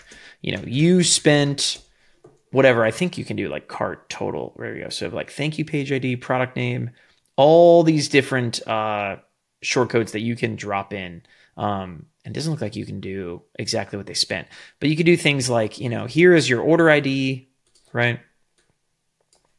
Your order ID is, blank. You bought whatever, like this is your phone number, this is your product name, whatever. You can drop in all of these different short codes right into the email if you wanted to customize these per product. And the same thing can be done for the refund email. The same thing can be done for the update payment info email. You just click save. And then anytime you want to come and click send test email, and the email you're logged into SamCart under will get a test of the email you just saved. So you can kind of see it live and in person. But that's the emails tab. Customize it per product. It's really nice. You can customize it for your entire SamCart marketplace inside of your marketplace settings. But two good things. Awesome. Next tab is integrations. This is our SamCart integrations engine. Now we have global rules for integrations at the marketplace settings. So any product happens to follow this and that trigger, it will follow this global integration rule. For this right here, this is specific to this product. So we're going to create some rules, create some integrations. We can connect your email marketing. We can connect your CRM, your accounting software, Zapier, whichever, thousands and thousands of apps out there that we connect to. Let's walk through a pretty common scenario. It's one like sending people over to your Circle community, for example. Yeah, for sure. So this also assumes that you've connected and integrated other tools into your SamCart marketplace, right? Again, go to marketplace settings if you want to do that. If you want to connect MailChimp, you want to connect ActiveCampaign, you want to connect Circle, you want to connect ConvertKit, whatever. Connect SamCart with all these tools, and then you come and create these kind of rules. Again, like Jordan said, you can create rules globally that says anytime a new product is purchased anywhere in my SamCart account, I want to do X, Y, and Z. Or more commonly, you're going to come and do it at the product level. So yeah, I will choose Circle as the integration. I can choose, you guys can't see it, but there's a big drop-down menu here of things that I can do in Circle when something in SamCart happens. So I can add a member to a space. I can invite a member. I can remove a member from a space group. I can tag someone. I can do all kinds of different things, right? So I'm going to go ahead and say, I'm going to add a member to a space, and I'm going to click next. And so what's next is basically now it's saying what happens in SamCart to fire this rule, right? And so I will choose an e-commerce trigger. Again, a very long list of things here. Your options are things like when this product is purchased, this product that I'm on right now, do this in circle, right? Or when a prospect is created, which is a way of saying someone were to abandon their cart. Someone goes and starts filling out their information, but they leave and don't buy, right? That's a prospect. You could talk to that prospect. You could do all kinds of stuff. You can do things when a subscription is completed. You can do things when a subscription is canceled. You can do things when a refund is done, right? Most commonly, right, again, you will see things like product purchased is sort of the first starting point. So when this product is purchased, I want to go to circle. And the last step is what space in circle do I want to add them to, right? And I just choose from this drop-down menu, right? I have a drop-down menu that now you guys can see this one, right? Here are all the spaces I have in my circle account we've integrated with. If you ever need to, if you created a new circle space, if you created a new list in MailChimp, you created a new tag, an active campaign, whatever, and you don't see it here, come hit this refresh button. And that basically tells SamCart to go to that tool, pull from their API again and get the latest list of names and circles and spaces and whatever, right? But I'll go ahead and just do that one more time. And once you've created your rule, you will see all of your rules kind of start to stack up right here, right? So here's one rule that says when this product is purchased, go to MailChimp, right, and add them to this list that I've chosen, right? And now that'll happen automatically. It's going to automate a ton of your core business things. You could create the reverse rule and take them off of that list when they refund. You could, whatever.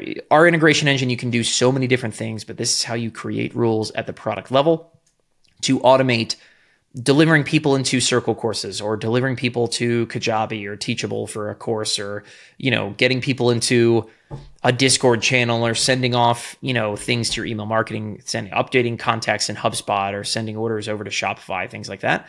All of that is done here by creating integration rules. Okay, the next tab is SEO, and your SamCart sales pages can be SEO friendly. And how do we do that, Scott? Exactly right. Come in here. If you want this page to be crawled and indexed on Google, right, just turn this on and just give yourself a page title, something people are going to be searching. So if I said like Scott Moran's SamCart example, I don't know, whatever, something kind of like that. And then you give it an SEO rich description. Same deal. I mean, it's the same thing you do on a blog post, same thing you do anywhere. You could also upload a featured image. So when someone shares this on social media, right, whatever you choose as your featured image is what is going to be actually shared and show up in the preview when someone posts this on Twitter or posts this on, Facebook, Instagram, whatever. But as long as this is on and you have set these settings, go ahead and click save, right? That's SEO settings. Pretty simple. Okay, now let's get into advanced settings, which can be a little advanced. So let's walk through. Can be a little advanced. There's a reason it's back here, right? Yeah, your first couple boxes here are embedding HTML on the page. So if you want to put HTML in the header, here's your box, paste it in. You want to put HTML in the footer of your checkout page, here it is, paste it in, no big deal. This next one is fire pixels and scripts after an order is completed. So basically, like if you're using some third-party ad tracking tool or something, right? And you want to, when someone has bought something, you want to fire like a conversion pixel. Drop it right here, right? That's exactly what you do. And so then SamCart will dynamically know every product that was included in that order. It will flash anything you put in this box, right? So if you want to say, if you need to put something or show something on screen after a product is bought, come and paste the conversion pixel, whatever you need to, right here in this box. And again, this code injection is specific to this product. So you can do code injection. Correct. At a global level, marketplace level, to say all products should follow this Facebook pixel. But if you have a very specific Google tag or Facebook pixel or whatever conversion pixel you have that needs to go on this specific product, this is where you add it. Exactly right. Yeah, 100%. Next thing down is custom domains. So if I wanted to, we talked about these pages right here, right, are exist on SamCart's URL, right? So this is we make it very easy for you, right? The express URL is samcartexamples.mysamcart.com, whatever. If you wanted this to be scottsawesomeproducts.com/something, right? You can add your products to a custom domain of your own choosing. So again, this assumes you have done that process in your marketplace settings. So if you want to add a custom domain, go to the marketplace settings area. We'll talk about how to add a custom domain. But I have a domain added. It's makeproductsfast.com. If I wanted to add this product to makeproductsfast.com, that's it. I just would do exactly that. I click Save Changes. And then now when I preview this page, right, it sends me to makeproductsfast.com/product/Scott's test product, right? So now I'm on my own custom domain with this page. It's not SamCart, whatever, you know what I mean? So you have a chance to add your products to your own URLs if you would like. Again, more details about that in the custom domain area. The last two here under advanced, right, are a notification URL. If you want to send an HTTP post for whatever reason, maybe you need to like update your app and issue somebody an account or something like that, right? You can plug in an API endpoint right here and basically say, hey, SamCart, I want you to take the full order JSON payload about this order and send it off to this URL. When someone buys, you would just plug that URL in right there. If you know what I'm talking about, you know what I'm talking about. If you don't and your head is spinning, ignore that I ever said it. That's pretty advanced stuff. Not everybody's going to need that one. And then the last one is delay checkout form load. So this basically says that when I load up this page, right, and it's more commonly used for when someone has like a big, long sales page, right? If I wanted to hide, here, this is a good example. If I wanted to hide the checkout form field down here entirely and just show someone the page above for a certain amount of seconds, that's where you do it, right? So if I come into checkout form load and I take this and I say, all right, cool, I want to hide it for, it's seconds, right? So I say hide it for 10 seconds. I'll click Save Changes. And then if I refresh the two column one I don't even know if it works on two column. Yeah, it does. There you go. I'd hide for whatever reason you might want to do this, hide the checkout form, and in 10 seconds, it's going to pop back up. Most commonly used for things like where people at the top of the page want to put like a video sales letter, right? And they make this page feel like a webinar or something kind of like that. The two column one, not a very common one, where you'll see that page loaded like that. Something we're using one of our longer templates, you know what I mean? You'll see more stuff like that where people want to hide that checkout page for until a certain time on page. Moving down the page, you have product gifting settings, right? Where I can turn this on and at checkout, someone could say, this is a gift, and they can choose a gift recipient and have it sent over to them, which is a lot of fun. You have checkout, closing the checkout page settings. That is, if I wanted to close this page altogether and say this page is done, maybe the deadline passed and I'm done selling it or something like that, right? I just put in a URL in this page, in this spot. And now anytime someone goes to that page, they're going to get redirected away to try.samcart.com, right? So if I click Save Changes and I show this again, open this up, boom, they get redirected, right? That page is closed, it's gone, no one can add it, no one can buy. You can also choose to archive a product, which is to say it won't show up in your reports anymore. You could still technically find it in your product listing page if you choose to search archive stuff, but it's kind of like getting rid of it and pushing it off the table and getting it gone without actually like deleting it and losing all that data, right? You can also choose to close your checkout after a certain number of buyers. So you could say, okay, cool, I only have, 50 of these things to send out. So after 50 of them are bought, I'm closing it down. I'm not selling it anymore, right? You can choose to close it down after a certain date. So I could say, okay, cool, at tomorrow at midnight, this offer is gone, right? And I won't see it ever again. And as that deadline passes, you're going to get redirected to this URL. Checkout page is closed, all good. And again, it's going to ask you for, okay, when this page is closed, where do you want me to redirect them? And you're just putting in a URL. So a bunch of options to sort of close down the page. Normally you would use like one, not all of these, right? I'll go ahead and turn these off because I want to keep showing you guys this page. So I'm not going to archive it. But closing a checkout page down, it's a nice feature. It helps you, control when and where people can buy. It helps you kind of reinforce scarcity when you're closing down offers. Okay. Jordan, next thing up is A/B testing, right? Walk us through this. A/B testing. So this is an advanced feature available on Scale Plan. And what you can do is create two versions of the same sales page. So maybe you want to test out a different headline, or you want to test out a different video, or some kind of new component on your sales page. You can create as many variations as you want. I tend to stick with just A and B. So you'll have your control page on the left there, and you can go in there and edit that, edit your control, and then you click on the other one, the version B, and then you can edit that as well. And it's almost like it's an own complete separate product. So you can change something. You can, like Scott's doing here, he's changing the headline. Whatever you want to test out, whatever component that you want to see. The only thing you can't test out, Scott, is you cannot test different prices or different products, the different product types. It's really just based on the content of the page. Yeah, exactly right. So you have variation A, you have your control, and I have variation B. If I were to open this page, basically SamCart is now going to run a 50-50 split test for you, right? So if I hit this page and just sort of refresh, now you can see I've loaded version B, right?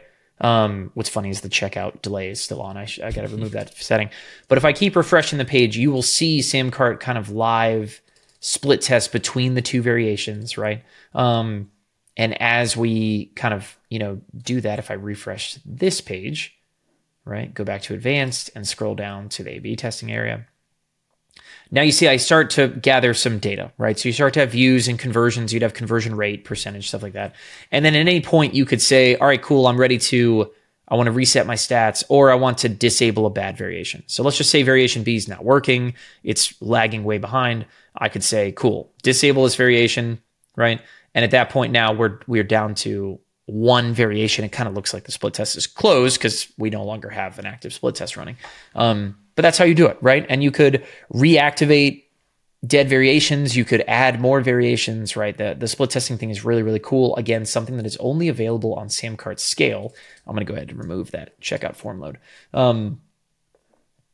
And the product gifting, I'll turn those things back off. But again, A/B testing, very, very powerful thing. Coming to the close here on advanced settings, this is language settings where you could, you could choose from a bunch of pre-filled languages, right? So if I wanted to choose like Swedish or Italian or Spanish, right? But it basically gives you like really minute control over the language used on your checkout. Yeah, you're not right. You're not having to rely on Google Translate to do the job for you. Sometimes there's like a specific word or a specific translation that you want to go for. Right. This is how you do it.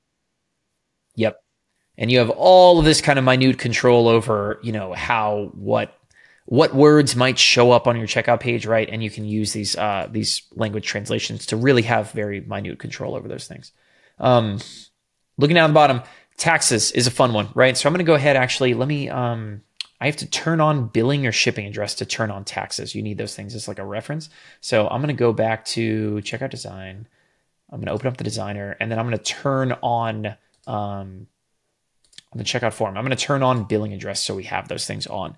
But now when we go back to turn on taxes under advanced settings, if I do exactly that, I can show you guys kind of what this looks like, right? So I turn on taxes, and then basically we've got a bunch of these pre-selected tax categories, right? Where you're going to pick the one that you feel like best suits what your product is, right? Online dating services, right? If I just scroll through this, you see these digital magazines and periodicals. You got electronic filing services, educational services, right? Most of the time I end up picking digital. It's in here. Like I'll use like digital goods a lot, right? It's not super critical. Like it's not, you don't really have to like sweat exactly what you're going to choose. But anyway, now that we have shipping address on, right, what I can do is if I come in and post, usually it's just the postal code that you need. You'll see down here at the bottom, right, it's $19, right, at that point. And if I go ahead and it's no guarantee that it's actually going to be there because you're going to plug in, your customer's going to plug in their zip code, and then SamCart is going to look around and say, do I need to charge taxes for this product based on where the customer is, right?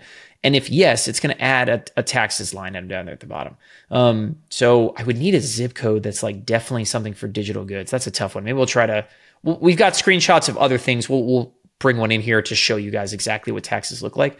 But basically what we're saying here is the customer, I have plugged in my zip code. SamCart has looked at where I live, has looked at the tax category I chose, and basically said, I don't need to add taxes. Like that's not necessary. It has not added a line item for taxes. So That is the taxes thing at the very bottom. And the last thing down here is bundling products. That's a really fun one, is if you want to sell products as a bundle, right? You want to you don't buy one thing by itself, right? At this point, I'm going to bundle in 2 other things with it, right? Maybe I would sell a course and bundle in 1 month of my community and bundle in I don't know, something else kind of with that. That at that point, bundled products are essentially just saying someone is buying all 3 of these products at the same time. So creating your own custom bundles is kind of a powerful thing. You got a lot of different ways you can kind of make that happen. But again, you'll find it under advanced settings, add products into a bundle, right? Go ahead, save your changes. I'm going to remove those because we'll keep moving in this example. But super. With bundle products, one cool little trick is to go and create some $0 products that are a part of your bundle, and they will act as separate individual products. You can attach the PDFs, you can attach the courses to it, and sell your main product. So it's like $100 product, and then inside that bundle, it'll be the 2 or 3 other products, but they'll all be $0. So it doesn't you're not going to add up everything. That you're getting for free, right? Free That's bonus. kind of the implication. The implication is, hey, listen, this week only, when you buy this product, I'll give you these other 2 for free, right? And you kind of create these other versions where they are 0, so they're not adding to the price, but someone can see them here in sort of the product summary area, right? And it just feels like they're getting a lot for their money, right? Which is really cool. And so that's product bundles, and that actually wraps up product details. So that's all product details and everything you guys could possibly ever need to know. A lot of those features, again, are going to be hidden behind, SamCart Grow or SamCart Scale. But again, that's a lot of what SamCart can do. So next up, Jordan, we'll dive into marketplace settings here in a little bit, and kind of dive into some of the more global settings. But that wraps up how to make products in SamCart. Whoa. All right. We've got different clothes. I guess we're here for chapter 2 is what we got. So we wrapped up all the product settings. We talked about everything you guys could possibly need to know about SamCart products. So many different features back there, tons of ways for you guys to go make more money. Let's go from here and take a half step back. We're going to go and look at some of your marketplace settings. So sort of the settings for your whole account, right? That's what we call it. And that is right down here on the left. So come down here and hit settings anytime you need to. First things you're going to see are the really, really easy stuff. It's your marketplace name, right? So marketplace name, this is called SamCart Inspiration, but this could be called whatever your business name is. That's what belongs right here. This is not what's going to show up on someone's credit card statement. It is going to show up in order receipts and things like that. So the customers will see whatever you choose. Just put your business name. Next thing down, 2 versions of your logo, your light logo and your dark logo, right? Ours are kind of the same. Most people's are the same. But if you want one that's different for a light background or a dark background, upload them right here. Your favicon. Your favicon is the little image that gets shown up in when someone's looking at the tab in their browser. They got multiple tabs open. The little image next to the whatever, that's called your favicon. You can upload that right there. You can choose your default country. In this example, we'll obviously have United States, but there are all kinds of different whatever. Every country on the planet you guys can do. Depending on what you choose, it will set different. It'll change some settings at checkout. Like if you set yourself as I default to the UK, right? Then it's not going to ask for a zip code. It's going to ask for UK address and postal codes in a UK format. So it does change some stuff right there. Your address of your business, right? Wherever you're registered, that could be if you're a sole proprietor, that's probably your home address, right? People don't see this address, right? So it's not as if you put your home address, someone's going to come knocking on your front door because they're not going to see that kind of stuff, but it does affect taxes and some things like that. So we highly recommend fill all this stuff out, right? Definitely whenever you get a chance, put that kind of stuff in. We choose to show our address on receipts. Again, you can hide that if you want and not show your address to all of your customers on your receipts. We prefer to do that as we have a business and an office and, we're not trying to keep someone from knocking on our front door. Next couple down, Jordan, again, are just some more standard stock type stuff. Walk them through it. Time zone and support contact. So if you have a support, add that, support at SamCart, info at SamCart, whatever your support email is. Set your currency. I think your currency is locked into your marketplace guide, if I'm correct. Once you get your first sale, that currency is pretty locked in. So we're locked in at this point in US dollars. But the nice part is, you're just picking what to display your currency, and you can accept payments from anywhere in the world, right? It doesn't matter. And someone's going to get charged the right amount. The exchange rates and all that stuff happen behind the scenes at no cost to you, no cost to the customer. And so, yeah, don't sweat this currency. Most people just leave it as USD, but if you're I'm super hyper local and all of my stuff is in, Mexican pesos or something, right? Then choose that. Digital product expiration is the next one here. This one is super simple. This is if you have the digital product download links, right? If you're sending a digital download link in a receipt, this is how long until that link is dead, right? How long does someone have before they would need to ask you for a new one if they went to go download something? And so again, I think by default, this is 2. Some people care and want to make it a little heavier, but 2 is a pretty good default. The next setting is all about taxes, right? So in taxes, in settings, this is where you add your nexus, right? So anywhere that your business is sort of located, you can add nexus. Most people will only have one nexus, but basically what that means is if you were to turn on taxes, right, you would need to say, all right, SamCart as a business, we are based in, this is an example, whatever, but we're based in Texas. So I would add Nexus and I would say, okay, cool. Here's the country. It's way down here at the bottom. I'll go to United States. And I would give a state. I would say, all right, cool. We are in T is way down here as well. And then you could give a state tax ID if you have a registered state tax ID, and then street address. And so for me, I would say, we are 1600 Gracie Kilts Lane. You guys get the idea. But basically, the nexus says, me, the seller, is located here. The customer plugs in their shipping address, and it's the difference between your nexus, and technically it's called the customer's nexus. It's their address, wherever they are, that determines tax rates, right? So, some people will have nexus in multiple locations or even multiple countries. Most people do not, right? You just basically, this is what is your business's registered address. You're going to drop it in here. And should you go and turn on taxes, that's what's going to help set up those tax calculations. The next 2 things are your tax ID and your VAT ID. VAT ID is mostly only for businesses located in the EU, really specifically in the Eurozone. But you guys have a VAT ID, kind of like US businesses have a state registered tax ID. So state registered tax ID you'd plug in here, VAT ID you would plug in there. And again, it's kind of what makes, it just helps with tax calculations. It tells SamCart, this is who I am, this is where my business is located. So when your customers show up, it finds the right tax rates between the 2 of you. All right, Scott, let's move down to pixel tracking here. This one is new. The old way that we used to do it is if you wanted to add your Facebook pixel or your Google Analytics or GTM, you would have to add it in that box right down below where it says embed HTML scripts in the header. You would paste your Facebook pixel script right there, and that would apply globally to all of your products. Now, we just go right here to that on switch for Meta or Google Tags, and you just drop your pixel ID right there. You don't have to add any fancy code, fancy scripts, and it, again, applies globally to all your products. So if you have a special pixel for a special specific product, go to your advanced settings inside of products that we showed a little earlier. But for this is super easy now because you just need the code. You don't need any kind of make sure it's applied here or you got the right script in the right place. It's just grab your pixel, drop it there, and keep going. Done. That's it. And it's just information from Facebook, right? So your pixel ID, that is a unique thing that you get from inside of your Facebook ads account or your Meta ads account, whatever you want to call it. Your access token, same thing. Just Google. If you don't know where to find this, just Google it, right? Like where to find Facebook pixel token. You can create multiple pixels in your account, grab a token, grab the pixel ID, grab the access token, right? Come paste them back here. And then basically SamCart's going to send, every time you make a sale, we are going to send the name of the products, the order total, everything we know about the customer back to Facebook to really just take care of all that tracking analytics stuff for you. And then it's the same thing for Google Tag Manager and Google Analytics. Whether you use both of these things, whether you use them separately, whatever.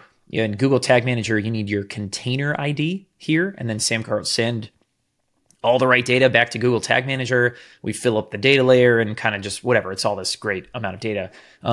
And Google Analytics, same thing. You just need your pixel ID from Google Analytics. So anyway, these are great, great ways to track all of your sales and make sure that I'm spending $100 today and I made 158 or, whatever. All that dollar for dollar tracking is going right back to wherever it is that you need it, which leads to these next 2 boxes. These are basically, if you want to put some pixel script conversion tracking something on every page and anywhere in SamCart, this is where you put it. Yeah, say you got like a Hotjar recording, or you want to do a little HubSpot chat window at the bottom, you would inject it here to your header or your footer.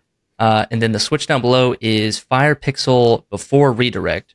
which if you have a certain kind of code, usually for Facebook, like Facebook's conversion API, I think, Scott, and right as the order goes through, say, hey, fire this pixel or fire this code and send it to whichever data platform you're using to track those sales. Yeah, basically think of it as like your tracking and attribution, you know what I mean? Is all of these things right here are kind of the SamCart does it for you options. This is what 99% of people need, right? And the stuff down below where you're going to manually add scripts and pixels. And this is kind of like make sure that, we're firing purchase pixels for whatever, you put in individual products before someone goes off to the order summary page or off to your thank you page. Like this is sort of the do-it-yourself version that most people will not need, right? If you have more questions, we've got full videos and tutorials about like how to do the kind of like DIY pixel tracking type stuff, but just know ultra flexible, lots of really good options there. Last one here, marketing analytics. Any of you guys who do UTM tracking, this is your spot, right? So SamCart can basically at any point someone shows up at a SamCart page and you have UTMs in the URL and you want to capture that and store it with the order, you can do exactly that. You can even customize the UTM parameters, right? So we do all the normal ones, UTM medium, UTM source, UTM campaign, UTM content, whatever. But you could customize it. So if you don't use UTM_campaign equals as your UTM parameter, some people do different things. You know what I mean? Some people just do like CAMP, right? And that's what they do. Or maybe you make your own version. So come in here, you could drop in your own UTM names, your own UTM parameters, and whatever you say here, Facebook will look for when people are buying and store it with the order, something you can export, something you can send out through integrations. If you know UTM tracking, this is ultra flexible. It's great. If you're kind of like, what the heck are you guys talking about? Skip, no big deal. Last two things here, Facebook domain verification. Super important if you guys are using Facebook ads. A lot of times you need to verify your own domain for conversion tracking purposes, right? Inside of Facebook. And so basically you can add your SamCart domain, right? So if I was to go, let me just open a product here really quick. If I was to open the test product we've been kind of messing around with right here. My SamCart custom domain here is, well, we added a custom domain already, right? We did makeproductsfast.com. But if I opened a different page that's not under that, samcartexamples.samcart.com, that's the URL that is your SamCart account's URL is right there. And so you could take that URL, you could add it to Facebook, and Facebook is going to give you this little domain verification code to come back, paste into SamCart right here. And basically now you're saying, hey, Facebook, I own this URL. This is me, right? And it's just a nice thing for tracking. Again, totally optional, but it's a really cool one. And then this is another one if you want to track custom parameters. So like, let's say you're doing UTM tracking and you're one of these people. This is like super important to you, but you use UTM medium, source, campaign, content, but then you have some other custom variable that you pass, right? Some people do things with like affiliates where they want to track and you say, all right, I make an AFF, token URL parameter that I pass all over my website, right?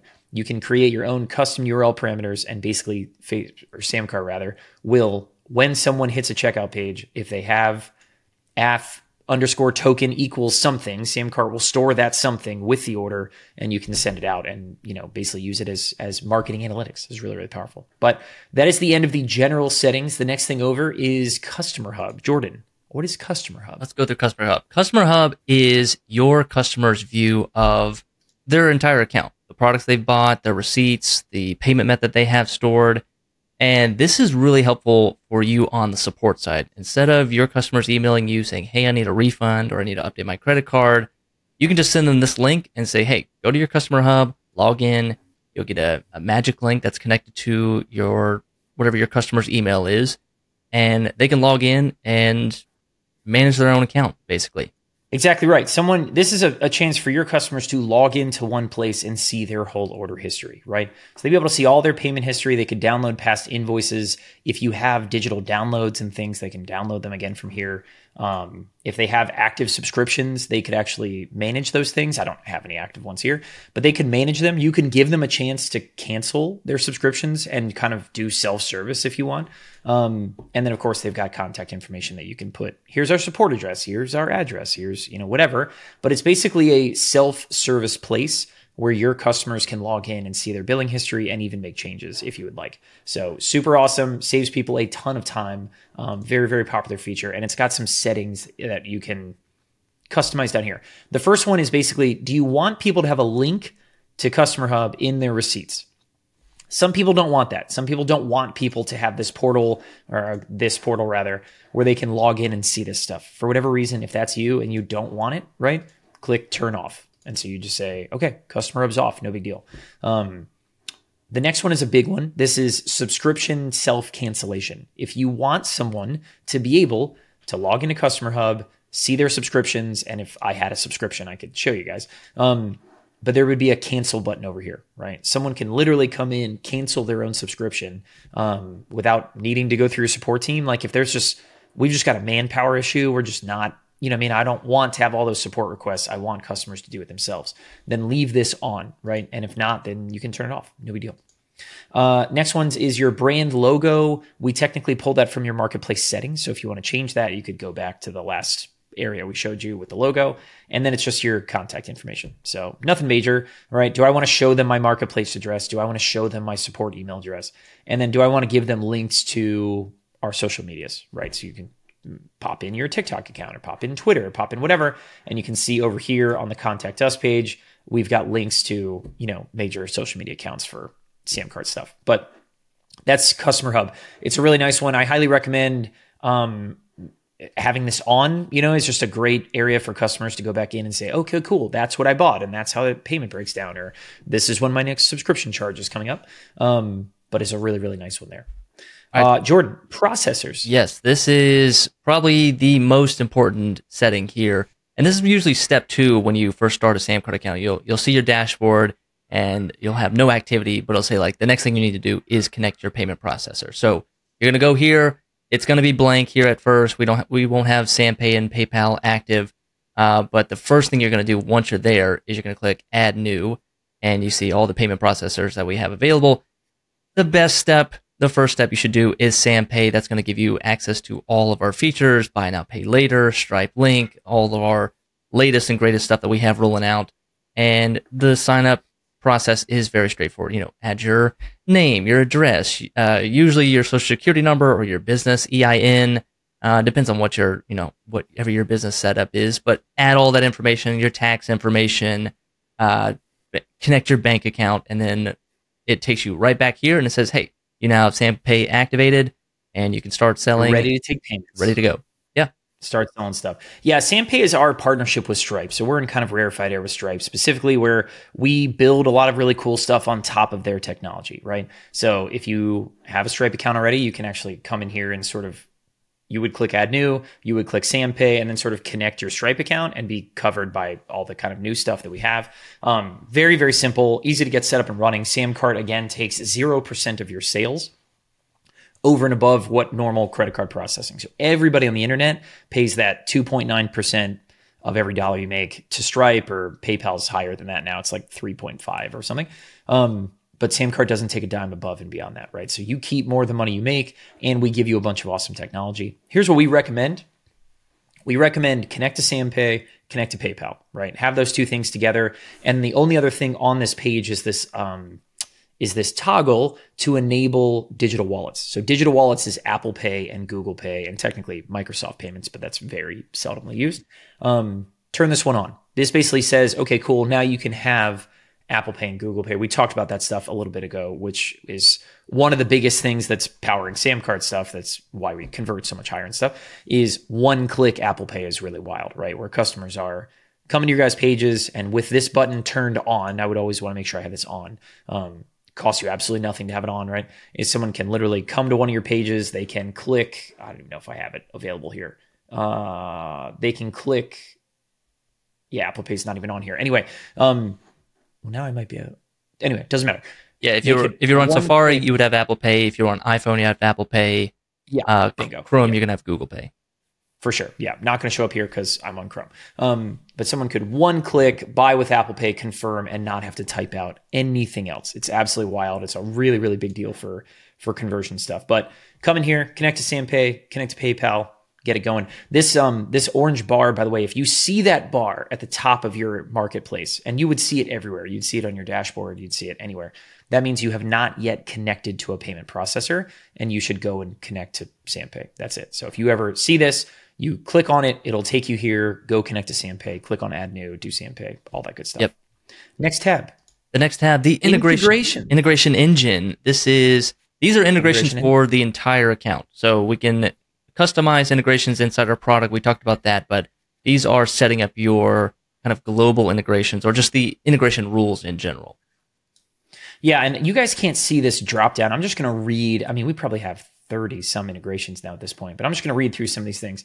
Active Campaign, Circle, Constant Contact, Aweber, ConvertKit, Drip, Facebook, GetResponse, High Level, HubSpot, iContact, Keep, the artist formerly known as Infusionsoft, Intercom, Kajabi, Klaviyo, MailChimp, MaroPost, MemberMouse, MemberPress, Notify URL, Webhooks, Optimize Member, Thinkific, Wishlist Member. There's a lot of things going on. So whether you want to use integrations to deliver people over to your digital courses or something, whether you want to use it to add tags to people, you want to create orders and send full customer data over to your CRM. I mean, there's so much you can do with the integration engine. It's very, very, very nice. And so if I was going to just choose, I'll just use Drip as an example, right? Drip is an email marketing tool. You're going to go and say, okay, this is, Scott's Drip account. Give it a quick name. And then usually what's going to happen is it's going to send you over to do an OAuth and log into your Drip account or ConvertKit, whatever you're using. Usually this is how it goes. It's going to send you to HubSpot and have you log into your account. I'm not going to do that right now. But what you'll see is when you come back, right, you will have it's saying, okay, cool, here are your done, finished integrations, right? And what you can do with these integrations is really, really wild. You can then set rules. And you can either set integration rules globally that say, like, let's look at, I think I don't have any global integration rules. A global integration rule is going to say every time a product is purchased, add this tag inside of ConvertKit or something, right? You can also set up rules at the product level. So I could go back to a specific product, and I'll go ahead and do that now. If I did this, and I pull up the Scott test one we've been running, and I go to the integrations tab, you can see we did this before we set up some rules. This rule says when a product is purchased, go to MailChimp and add somebody to this list, right? That's only for this product. But if I go back to my marketplace settings, for whatever reason, if you want to do the same thing, but set a rule at the global level, right? Global rules say it's not just when that product is purchased, it's when any product is purchased, maybe I want to add somebody to a space inside of my Circle account, right? And so in this example, we'll say, all right, cool. When any prospect is created, right? So someone does like cart abandonment or something. I want to add them to a Circle space or I want to add a tag in ConvertKit. I want to send an email in HubSpot, whatever it is that you might do. This is where you would do it. Global integration rules are great. More commonly, integration rules are set up at the product level. But first thing you do, set up an integration with your tool or tools of choice, create some global rules if that's your thing, go to the product level, create more. And then the last thing are these logs. It's a really, really cool one. A log, basically, we log all of your integration actions and we log whether it's successful, whether it failed, tell you about why. So if you ever have a customer that's like, hey, I never got an email from you, or I never got access to my, training, or didn't get put into Circle or something, right? You could come back here and look at the logs and say, oh, wow, yeah, look, that one person's log failed on that day, and because, I need to refresh my API or something kind of like that. But that's integrations. That's the integration engine. Super, super powerful thing. Very customizable. Automate more of your core business. Yeah, and these integrations are baked in, native to SamCart. And the list that we showed you there, we'll kind of show you here on the screen.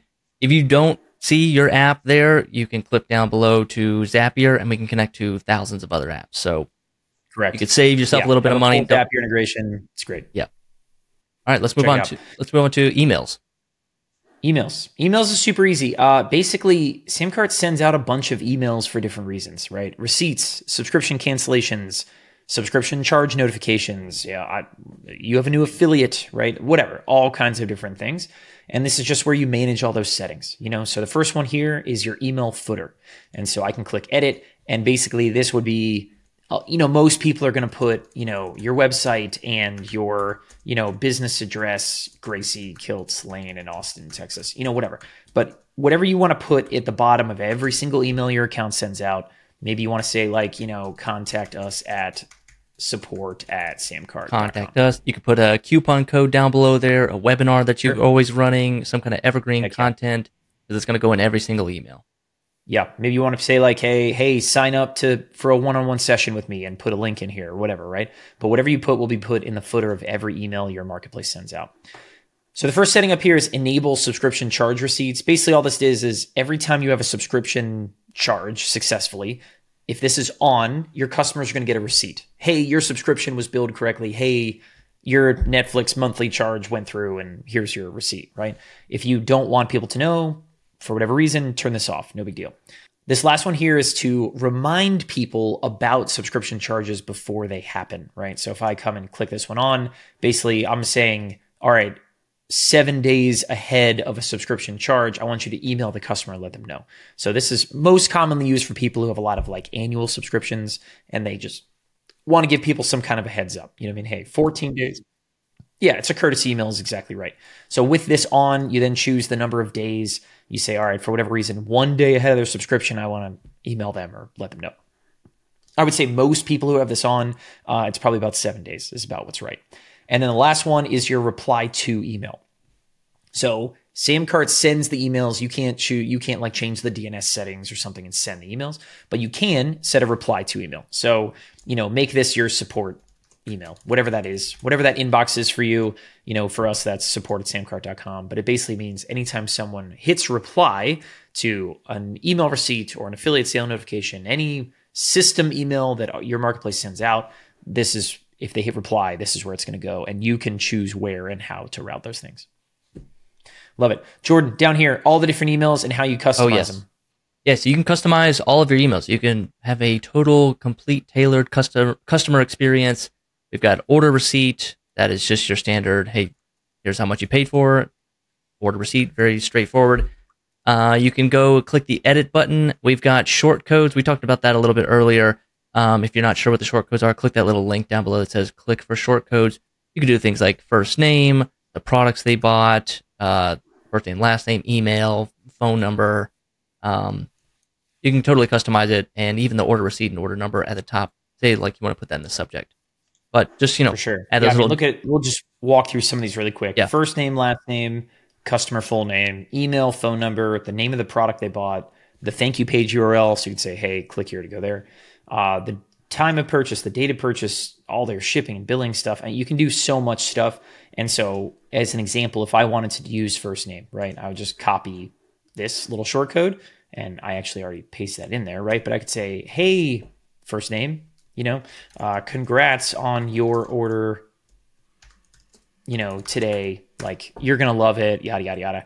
And then SamCart fills out the receipt, right? I think the best way to show this is if I just click save on these changes right here, you can come back out and click send test email on any of these things. Mm-hmm. And basically SamCart's going to fire off a test email to whatever email you use to log into SamCart. So exact example, mine is Scott@SamCart. So if I switch over to my email, here we go.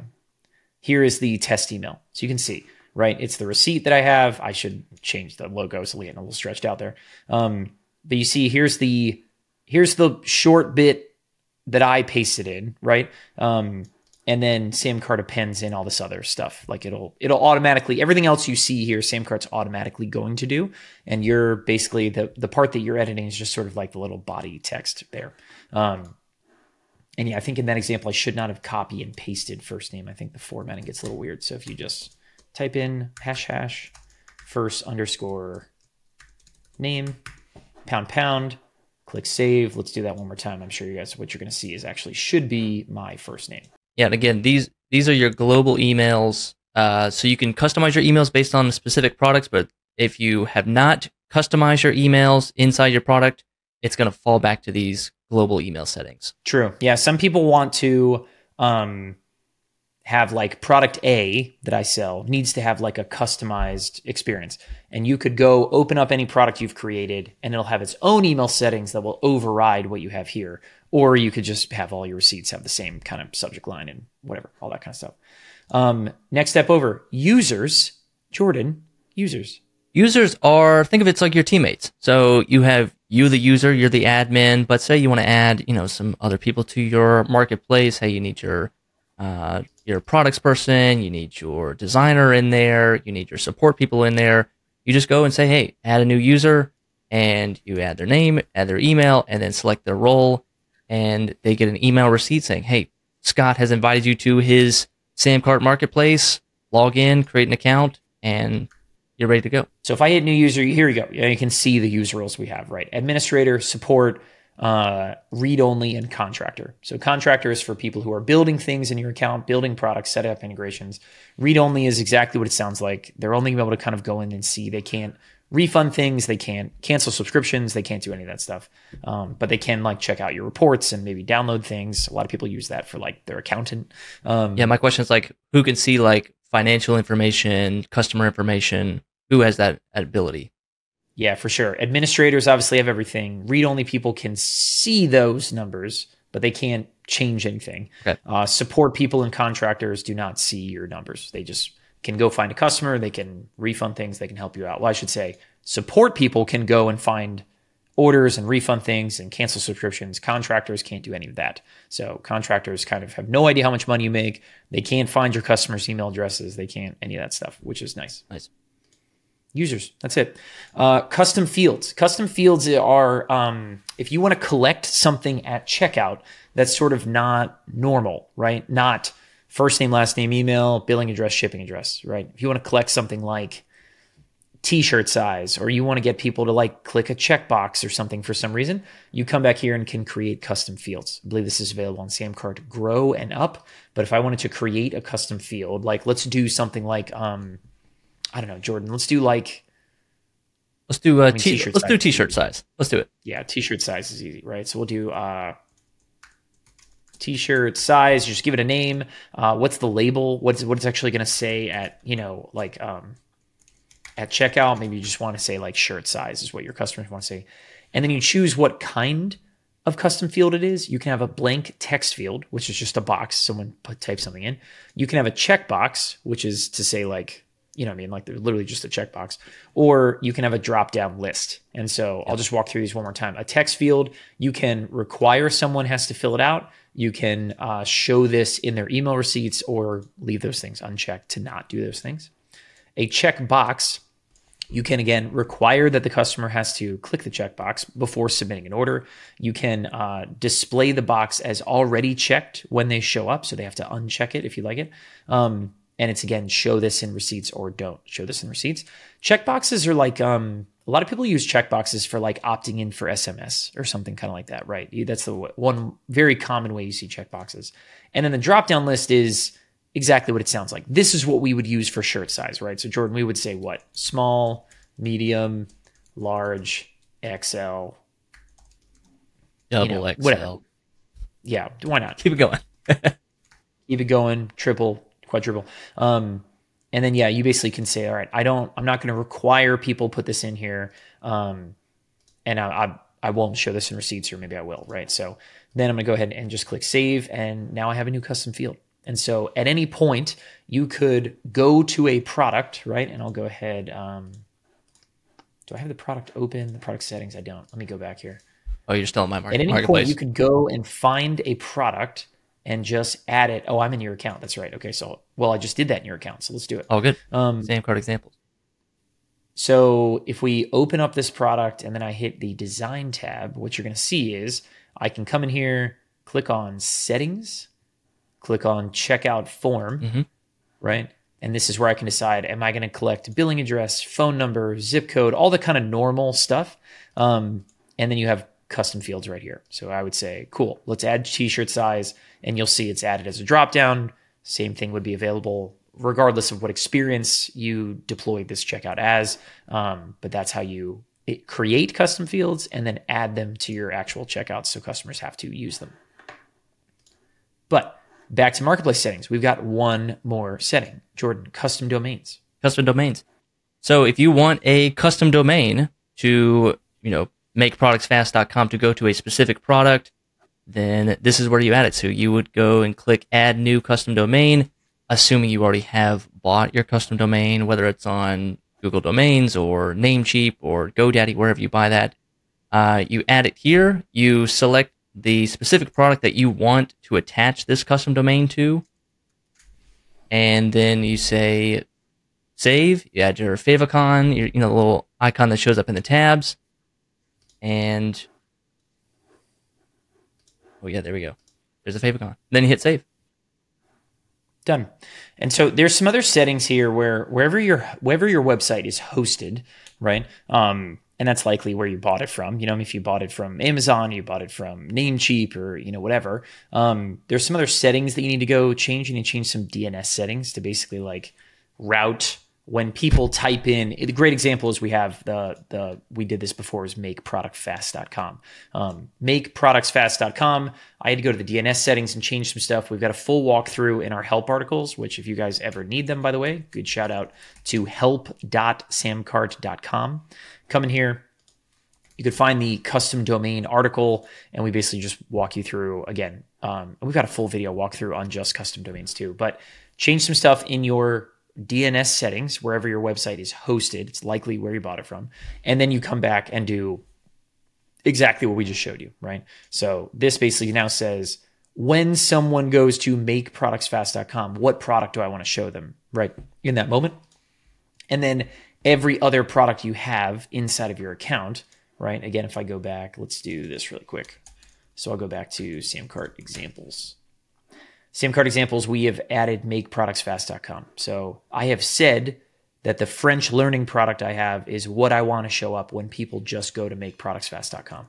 But I could have other products also exist under that custom domain. I could go back, open up any one of my products, and I believe it's under advanced settings, Jordan, where custom fields are. There we go. Yes.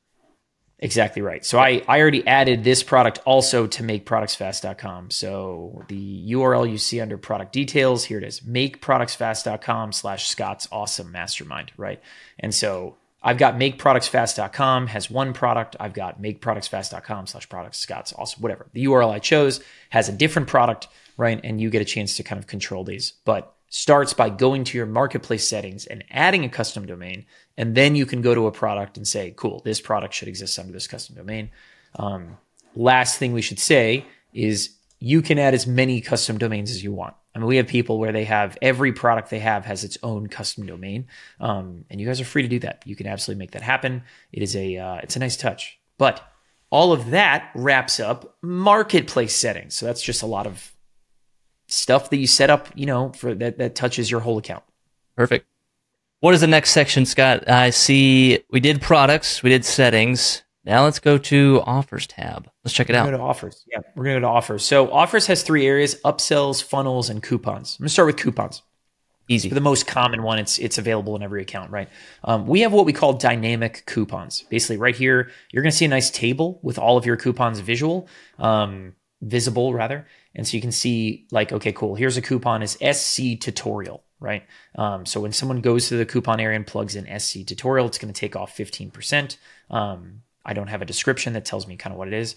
And this applies to one product. And this is what makes coupons and SamCart kind of so dynamic, right? Is you can choose to have a coupon that applies to one product, many products, all products, right? It's very flexible. It's very nice that you can kind of make those things happen.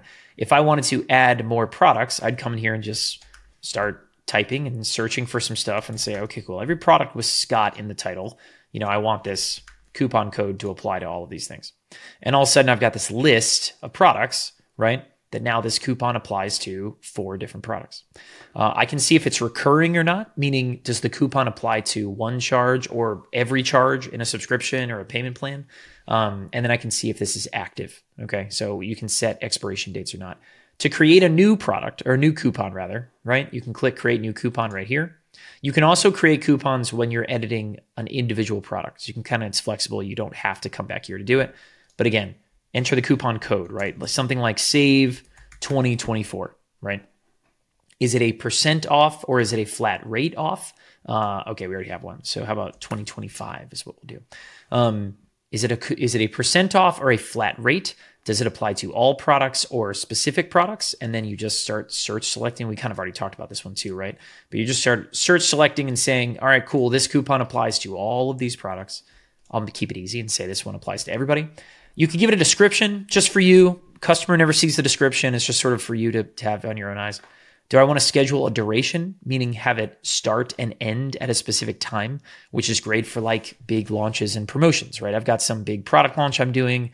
It goes live on, May 1st and it closes on May 5th, whatever. You could have start dates and end dates. So your coupons start and disappear in line with whatever scarcity, you've chosen.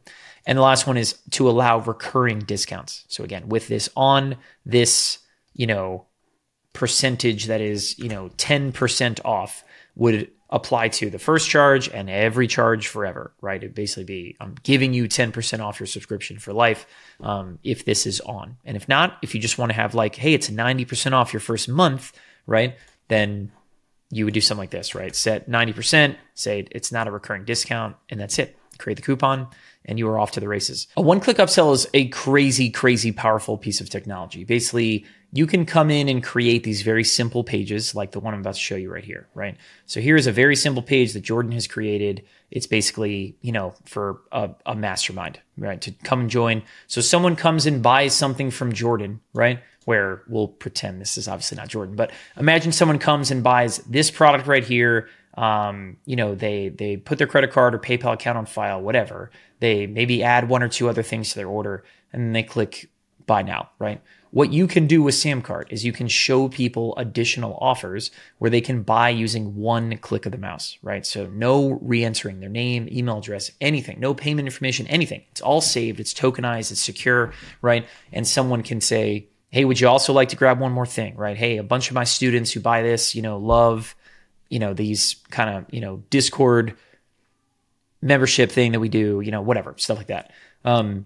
And it is incredibly powerful. The data from SamCart's database shows that adding a single one-click upsell, right, increases average order value by 68%. It is wild what these things can do. And you can add, we'll talk about this in a minute, but you can sort of string these things together. If you want to offer one or two or three, you can add as many as 5, right, which, again, we don't recommend quite that many, but people do it and it works. But your customers would come to a page like this after checking out. So their charge has been charged, their card has been charged, the order is done, like it's locked in, right? And then they get a chance to say, hey, would you like to check out one more thing, right? And you can say yes or no. So creating these upsells is very simple. You would come in and click create new upsell. You can also do this from the product settings. We talked about that in a minute or a little bit ago, but I'll just call this like, okay, this is, we'll call it a test upsell. You choose a product to be charged. So when someone accepts this upsell and says, yes, what am I charging them, right? And so I would just say, all right, cool. I'm going to take, this is the, coaching with Jordan P. Anderson. You give a description. The description is mostly for you. It's internal. It just kind of reminds you, what is this thing? And then you have some options. Show purchase confirmation basically says, when someone clicks that yes button, do you want to show like, are you sure you want to buy, this coaching, whatever, like, your card will be charged for this amount. Like, are you good? Some people like to give people the option to say, click yes, and then confirm again. And then you can include additional payment options. So we talked about this again back in the product settings is if you wanted to, right, on an upsell page, you could give people like a pay up front or a payment plan option, right? Or a buy the basic or buy the premium. You could include other payment options available for somebody. So they have multiple different ways to go ahead and buy those things, which is really, really cool. But Jordan, you have created multiple of these upsells, right? What you can do is you can either attach one of these upsells to a product, right? So I could go back to my product settings and say, all right, cool. After someone buys product A, I want to show them the editor's mastermind upsell I've made here. Or you can string them together into what we call a funnel. So I'll click over to the funnels tab and you tell me, where do we go from there? Your funnel is like your basket of upsells. So I've got a couple funnels here made, but if you want to totally customize it, you hit new funnel at the top and you give your funnel a name, call it whatever you want. And then it's going to take you to this very simple kind of offer logic, product. And you have to have the upsells made. So you say, hey, I want this offer to be shown first as an upsell. And if they don't buy this, I'll put it as a downsell. We go into this in the complete guide for one-click upsells, but it's all kind of very like, if that, then this. If they say yes to the offer, then it shows that, it'll show them the first upsell, then the second upsell. If they say no, it'll show them the downsell. Yeah, again, you can add up to 10 of these. We only recommend, Scott, like 3 or 4 at most. We recommend, I think every single checkout in the planet, right, should have 1 upsell and 1 downsell, meaning everybody's going to start with whatever you put first, upsell number 1. And if they say yes, they are going to move on to if you show something in upsell number 2, right? If you don't, if I left this one blank, then that's it and you're done, right? If they say no, you have a choice to drop a downsell in front of them, which is basically the same thing, right? It's show them this upsell page with this offer, right? We call it a downsell because you kind of like, if they say no, in this example, if they say no to YouTube coaching, right, then I could show them one more offer, right? And maybe it's something like, hey, I know that upsell is really pricey. You know what I mean? Like, let me give you a chance. I'm going to break it into like 3 payments for you, right? And something kind of like that. But that's it goes on. That's the logic, right? The logic is basically show them an upsell. If they say yes, move them over to the next upsell. If they say no, you have a choice to show them a downsell before they then keep moving forward, right? So in this example, right, maybe I would just have 1 upsell, no downsell, and a second upsell. So somebody would see, cool, YouTube coaching, and then go see, the Video Biz Launcher, and then they'd be done, right? And that's kind of it. But one-click upsell stuff, incredibly powerful. You hit save, and then you go to your product, and then go to that offers tab and say, okay, I want to use this funnel, this test funnel that we just made. You go to like killer closed captions here. We can say, we go to that offers tab, and this one has a simplified upsell, which only has 1 offer attached to it, but you hit that button on the left that says switch to funnels, and then we say, hey, I want to use the test upsell that we just made. And so when people buy this specific product, they'll be taken into that funnel of however you set it up. Yeah. It's basically just choosing, what do I want to show somebody after they leave a checkout? You could leave this blank if you want, no big deal, right? We highly recommend using one-click upsells. It is one of the fastest ways to scale and grow your business. You can also split test funnels, which is wild, right? So you could say, okay, well, I want to use test funnel, but I want to send 50% of my people through this Vivid Chill funnel. Or you could add again, right? And now I want to test every 3rd customer is going to get split up, and we'll see which one makes me the most money, right? Maybe I'm going to test some different prices, or I'm going to, take and add a downsell to one of these, or I'm going to switch the order up, like those kind of things. But that's how you do it, right? That offers tab, again, if we go back to that offers tab, you create upsells, right? You can arrange upsells in a row as a funnel. That's what funnels are, right? And then you attach those back to the product. And then the last thing is coupons, where you create dynamic coupons, you apply them to certain products, and the rest is history. That's kind of it. Okay, so wrapping up the offers tab, the next thing up that you're going to see in your nav bar, at least right now, is courses. We're actually going to skip that, but we'll stay tuned to the end. What we're going to go to is the audience tab, right? So the audience tab is basically a list of all of your customers. And right now, this is, again, a test marketplace. It says last 30 days. If I was to switch this to all time, you're going to see a lot more names. But it's just a list of all your customers, right? So you can come in and find every customer that's ever bought anything from you. Here's how many customers have. Here's your lifetime value. I could search, for specific people. And again, it's all just super fast, awesome data. If I open up any individual customer, right, you get a full look at who they are, right? Their lifetime value. How many refunds they've ever processed, how many orders have they placed, right? Here are their customer details, what's their credit card on file. You get all this awesome stuff. You can tag customers, right? So you could say, all right, cool, well, I want to make sure that this person is tagged as a VIP, right? So I can filter my customers by show me just my VIPs. You can add comments, right? So, this customer is, entitled to 1 free ice cream. Whatever, what I mean? People leave comments and that kind of stuff all the time. This person, needs to be reached out to about our mastermind or whatever, that type of stuff. And then you'll see, it's great for like your account managers, great for your support people to kind of keep track. Yeah, 100%. Losing that kind of stuff. Just have some CRM options here at this point. There's a button at the top. I don't want to blitz past that. That's send the customer hub login. So if your support people are ever floating around and someone's like, hey, I'm trying to download my receipt, tell them to find the customer and click this button. If they click this button, this customer email address, which is, one of my personal here, will go and do that. And I'm going to see if I refresh, it should be, there we go. I've got a new customer hub link just sent to me, right? So I could click on it. it would take me right into Customer Hub, and I could see, again, here's all this payment history, right? So here's all this payment history and charge history. I could say, all right, what did I buy on January 31st? I could come and see my subscriptions and things like that. But again, all of that is run right off of this really nice kind of customer CRM type thing where you can see the customer's full history, their full charges, full refunds. You can check out their subscriptions. You could open a subscription and cancel it. You can open up a specific order, you know what I mean? And do all kinds of stuff here, like resend their receipt or, whatever. This has already been refunded, this line item, but you would have the ability to refund charges. You could edit their, specific information. You could check out and see, cool, here's the referral link that they were last on before coming to buy.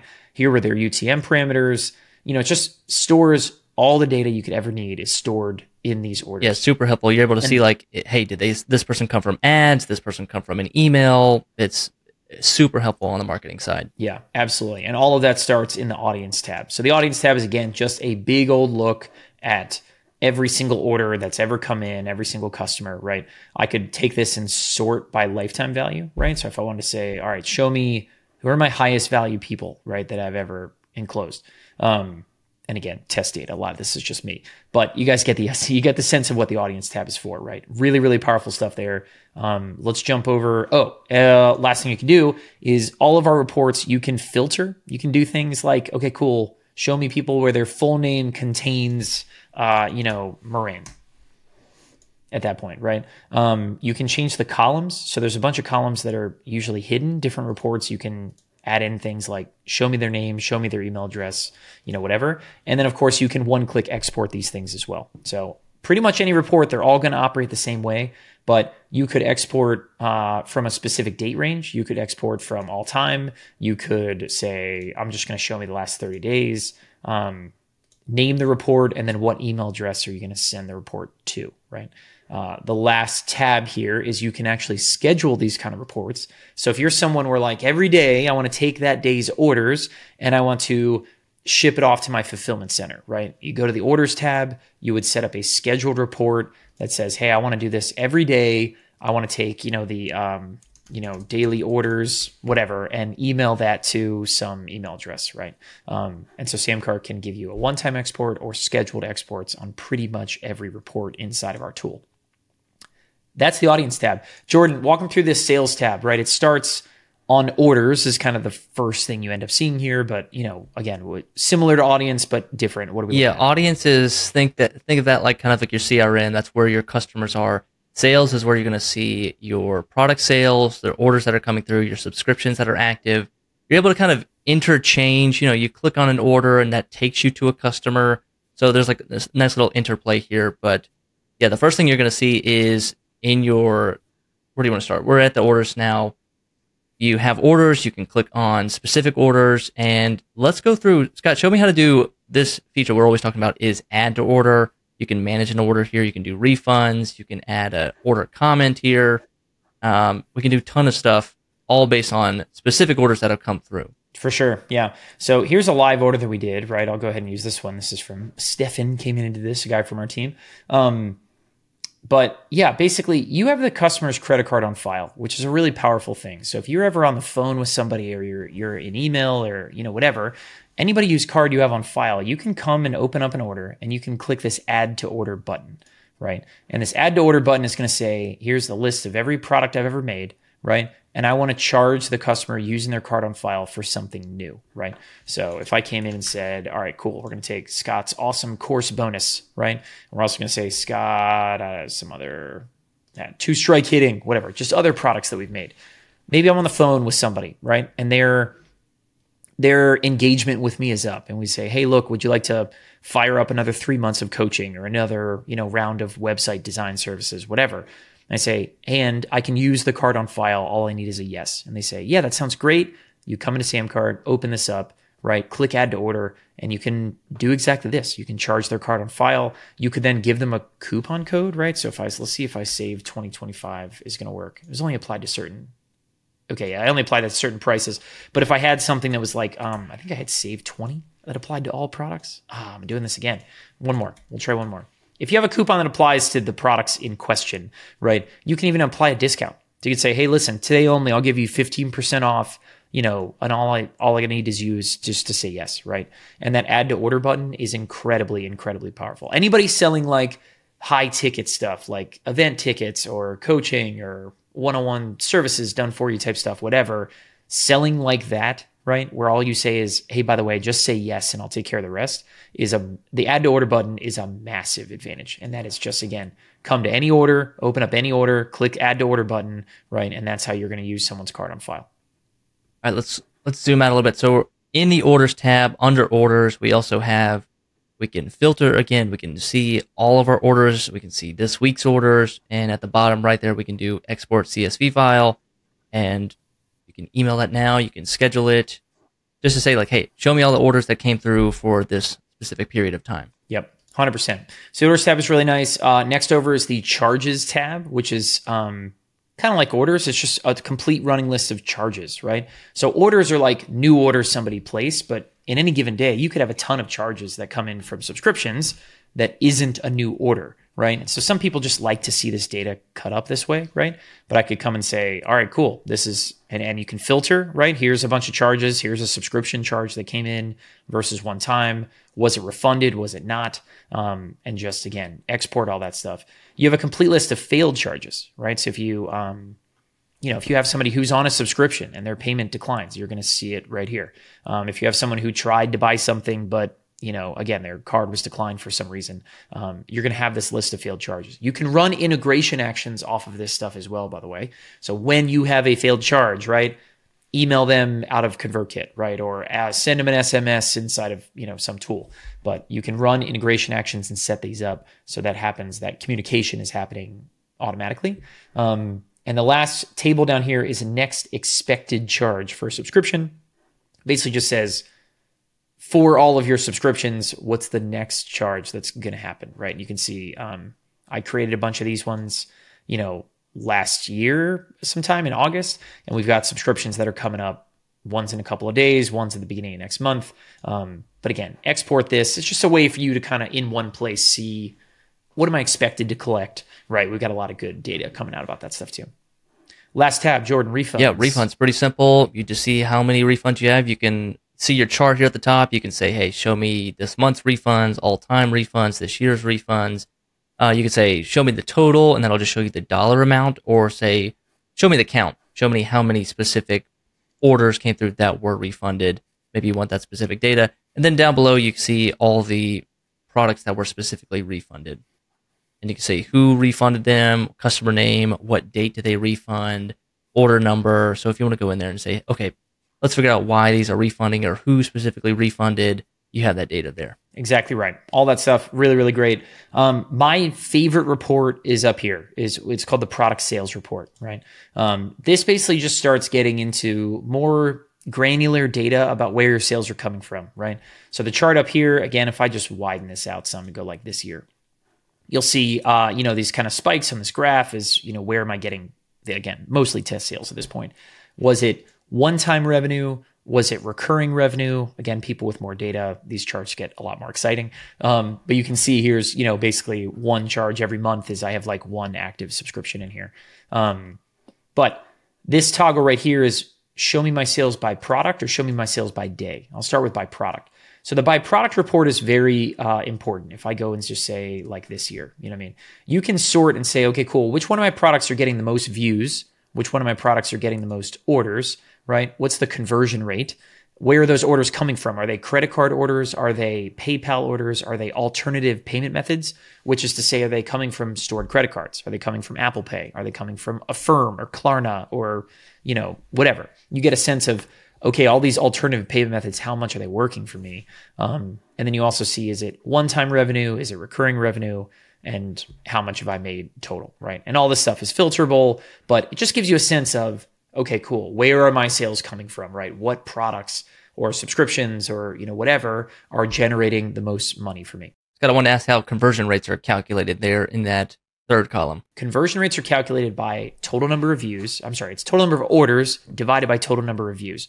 Right now, right, that number is page loads. So if I go back to a checkout page on SamCart and I just hit refresh, that's a page load. I refresh again, that's a page load, right? So it's not unique visitors to orders. What you're going to see is actually really soon our numbers are going to switch over and we're going to start giving you true conversion rate numbers, which is unique visitors to orders, right? So our already very high conversion rates are about to get even higher, just because we've sort of been underestimating essentially what that number is. So switching over to by day, it's exactly what it sounds like. It's where are my sales coming from and what day are they being generated on, right? So if I open this up to all year, you can see there's not a whole lot of action on this chart, but it just breaks it down by day, right? How much did I make on any given day? Was it one time or recurring sales? Right? Just again, more data at your disposal. You could export this and take a look at it, mess with it in, Google Docs or whatever. Subscriptions. This is just going to give you a sense of active subscriptions that you have going on. So again, you get very familiar. You see your graph here. You can widen it. You can do year, last 30 days, custom, date range. You can see who is active, who is paying you month over month, year over year, day over day. Go down to the next part is recurring subscriptions, and that is someone who is on a forever plan. They're constantly paying month over month. Your limited subscriptions down below, that's going to be for your payment plans or for your, hey, it's 4 payments of this, 10 payments of that, 2 payments of this. And then down below are subscriptions scheduled to be canceled. What is that, Scott? Explain that to me. Yeah, so when someone cancels, you have the chance to say, I can cancel their subscription right now, or I'll cancel at the end of their billing cycle, meaning I'll schedule a cancellation to happen in the future. So they can maintain access for the rest of the month or the rest of the year that they've already paid for or something kind of like that. And SamCart can cancel it at the end. It's another just really nice feature where we're sort of just automating your checkout process for you, right?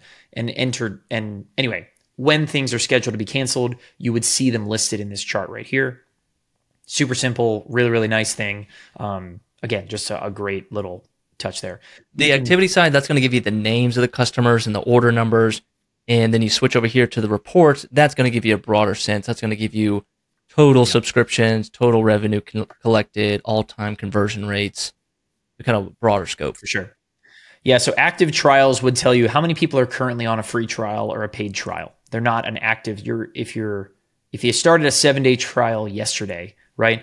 There'd be a 1 right here. And then after 7 days is over, if I get charged successfully, it would go back to 0 and we would go from 2 to 3 over on active, right? Your trial conversion rate is how many people are starting a free trial versus becoming paid customers. And then at-risk customers is related to dunning. So we'll talk about that when we dive into Subscription Saver. But basically, SamCart does a bunch of automation to make sure that when someone has a subscription charge get declined, right, that SamCart springs into action and works to save and recover those payments. But that's all that good stuff. So then again, just a nice revenue chart. We're just sort of reiterating same kind of stuff is how much revenue have we collected from subscriptions? How many active subscriptions do we have? And is that number, let's take this like way out, because I know I am going to have more data if we back up like a year. At least I hope I should have more data. I don't buy a ton of subscriptions.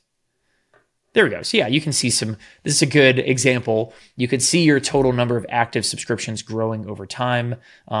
You could say, okay, cool. When are people just buying new subscriptions? How many new subscribers have I gotten? And when and where are they showing up? Next chart down is subscriptions by plan. I only have one plan that people have sort of bought here. But again, it's how many people, where are my 2 subscribers, right? In this example, they're both on one product.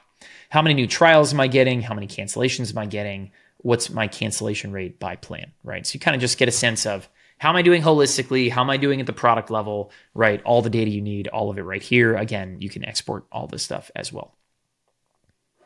But that's that. The last one is the analytics tab, right? So analytics is, I believe this is included in SamCart Grow and Up, but the analytics tab is a really fun one. First one that we show you is the traffic report.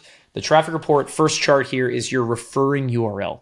So for every order that you take in on SamCart, right, we are going to show you what is the last URL someone was on before showing up to SamCart to come buy, right?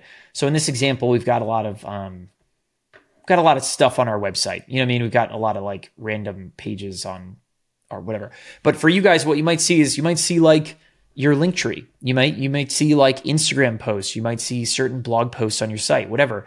You're getting a sense of where am I getting my customers from, right? My customers are hanging out on my blog and then coming over and buying. My customers are, watching this video on YouTube and then coming over and buying.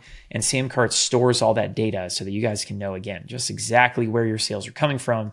And even better than that, really, where's my money coming from, right? Because it's one thing to say, I'm getting a lot of customers from Facebook, but the really high value ones are the ones who are reading my blog posts, right? So that might change how you run ads. That might change what your strategy is if you know this kind of stuff. And then the last one is UTMs. Right now, we don't have any good data on this customers. This test account doesn't do much, but you could sort all of your orders by medium, by contact, by whatever. Like whatever UTM parameters you're collecting, you could show, okay, cool, break down all of my orders by what their UTM medium equals what, right? Where did that come from? And in that way, again, just another way to slice and dice the data so that you know exactly how and where your sales are coming from. Jordan, upsell report. Upsell funnel report. This is going to give you a sense of which upsells are working, which funnels are working, which one has the most conversions, which one are people declining, people abandoning. Let's widen the scope. I think go all the way out to I do not have a lot of data in this one. I apologize. Go to like 2022 when we're doing Tuesday takeover stuff. Exactly right. So at the top here, you can obviously sort it by funnel. You can sort it by views to see which funnel, which upsell has the most views. Still not much. And then you'll be able to see conversions. That is like someone clicked yes, add to order. Yes, I want this. Decline, they clicked the button that says no thanks. Abandon means when they were checking out and they went to an upsell and they went through your funnel, they just clicked off. They just closed the tab. So that would be considered an abandon. Of course, total sales, you can see which upsell is working the best. Conversion rate. The conversion rates are going to be really high. It's basically because people are not going to see all your upsells. The only people that are going to see your upsells are customers who have completed a credit card. So on your front end, you're going to have like, okay, my products have 1,000 views, 10,000 views, and my conversion rate is this. But then your upsells will be like, okay, I have 100 views and my conversion rates are 50%, which is great. But just be a little weary. Don't be like, don't have a huge celebration when you see that your conversion rates are 50%, 100%. Yeah, I mean, this is, again, just how are my upsells working, right? And this is the most powerful chart you probably could have in SamCart, mostly just because, again, that expansion revenue, when you tap into a way to allow a customer to go from buying one thing to buying many things, right? This is double your business territory, right? Is when you take this kind of stuff seriously. And so I could sort of look holistically and say, all right, cool, how are my upsells working? Or I could click into a specific funnel, right? And get a breakdown. Again, this is like, now at this point, there's so little data in here that's tough to kind of go and show too much of that, but let me just back like way, way, way out. This upsell funnel only has one upsell in it, right? If it had multiple, I would see each upsell in the funnel, how many people saw it, how many people bought it, how many people said no, how many people clicked off and closed the page, and then again, how many total sales have I had? Is this upsell funnel has generated me an extra, whatever. And that's what the upsell thing is there. So a very, very powerful report. Again, not one that I have a ton of data for to show you guys here, but your data as it starts filling out is incredibly, incredibly. Yeah, it'll give you a sense of like, okay, which upsells are working and which upsells do I need to take out of my funnel and which do I need to add into my funnel that are working. And that's probably the best way to think about it is what's underperforming. You know what I mean? For us, like it depends on the prices that you're using, you know what I mean? But if I had an upsell funnel that was like 3 offers, right? You might have an upsell in there that's like really cheap that converts at like maybe it's like a $20 offer, right? But it converts at like 40%, which would be very high, right? In general, I think the average upsell conversion on SamCart is something like 15 or 16% on average, right? But there are people that do $1,000 upsells off of selling something. And like that upsell might only convert at like 4%, but can be really impactful because it only takes a little bit to go a long way.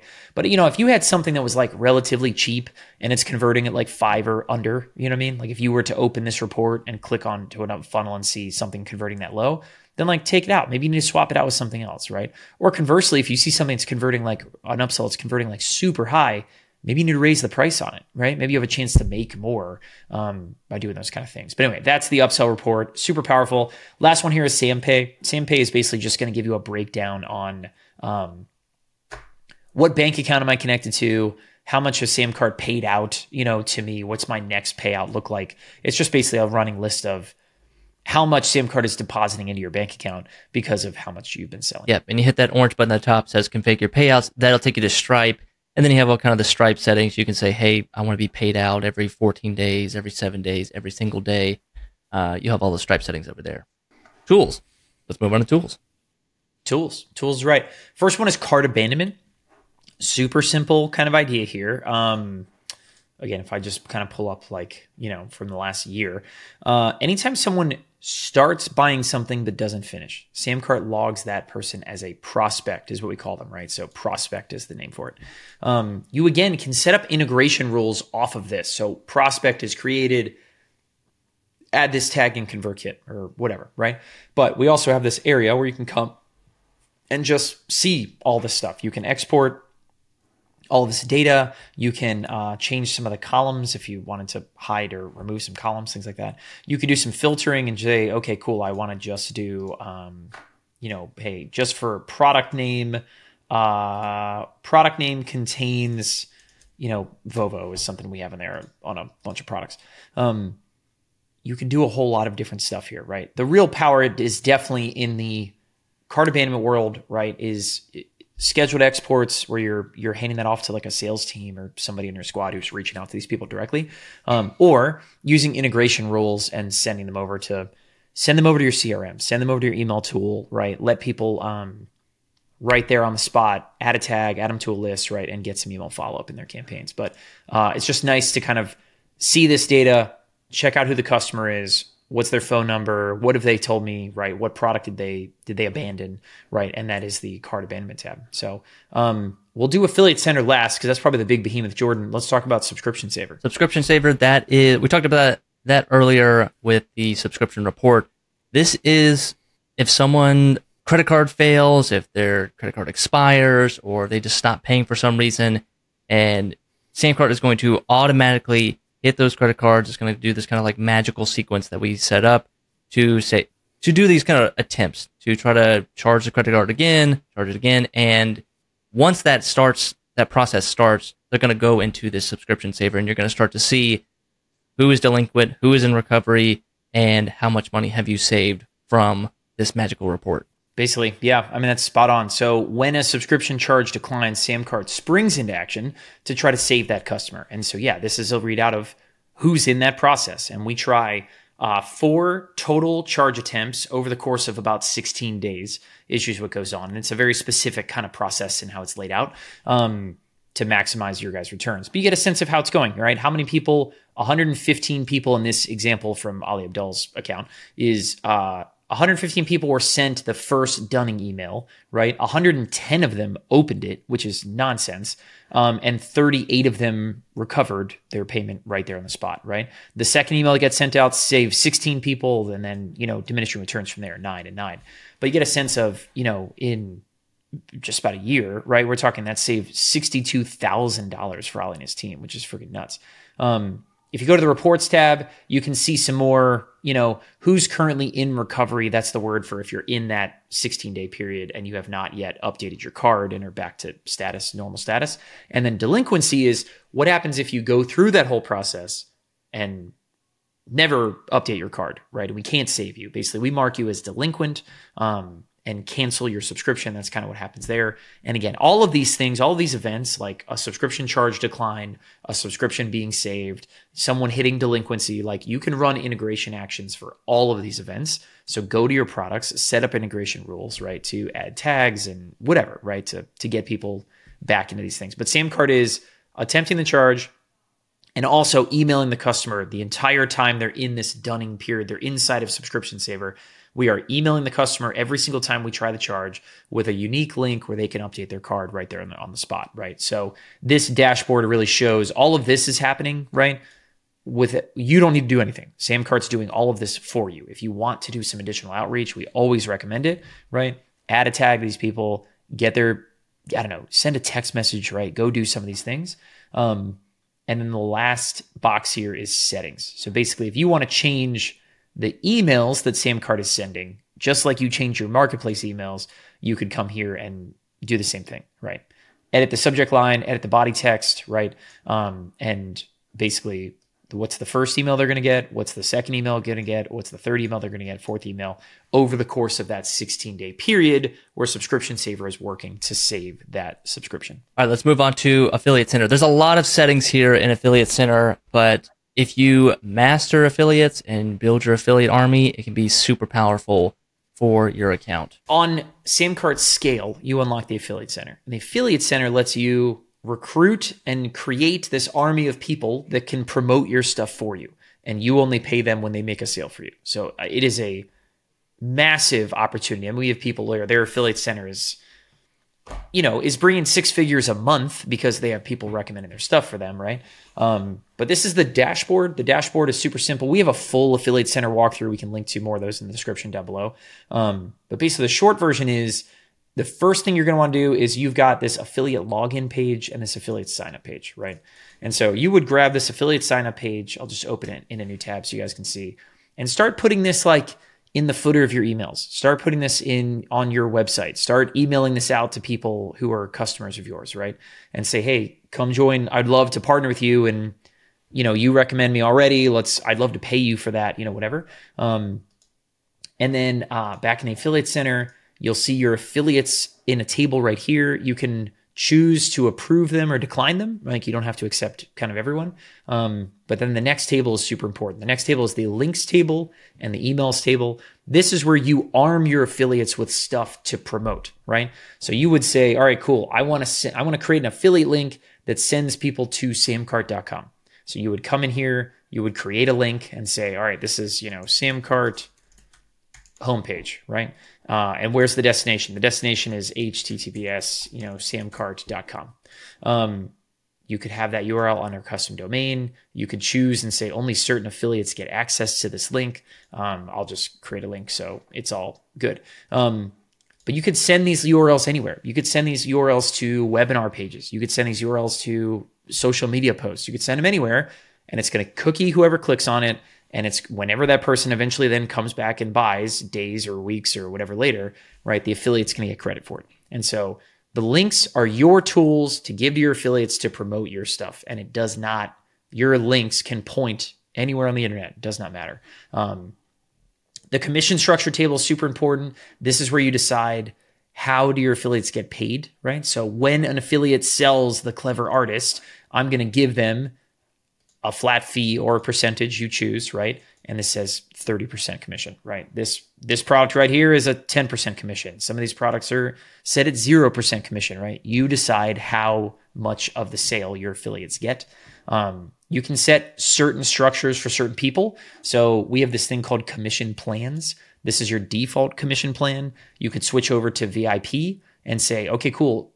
Affiliates that I mark as VIP, they get 50% commission on all these things, or, whatever. You can choose to reward certain people more than others. A really powerful thing that you want to be able to do with your Affiliate Center. And then down here at the bottom, you'd see a list of your payouts that you go and do.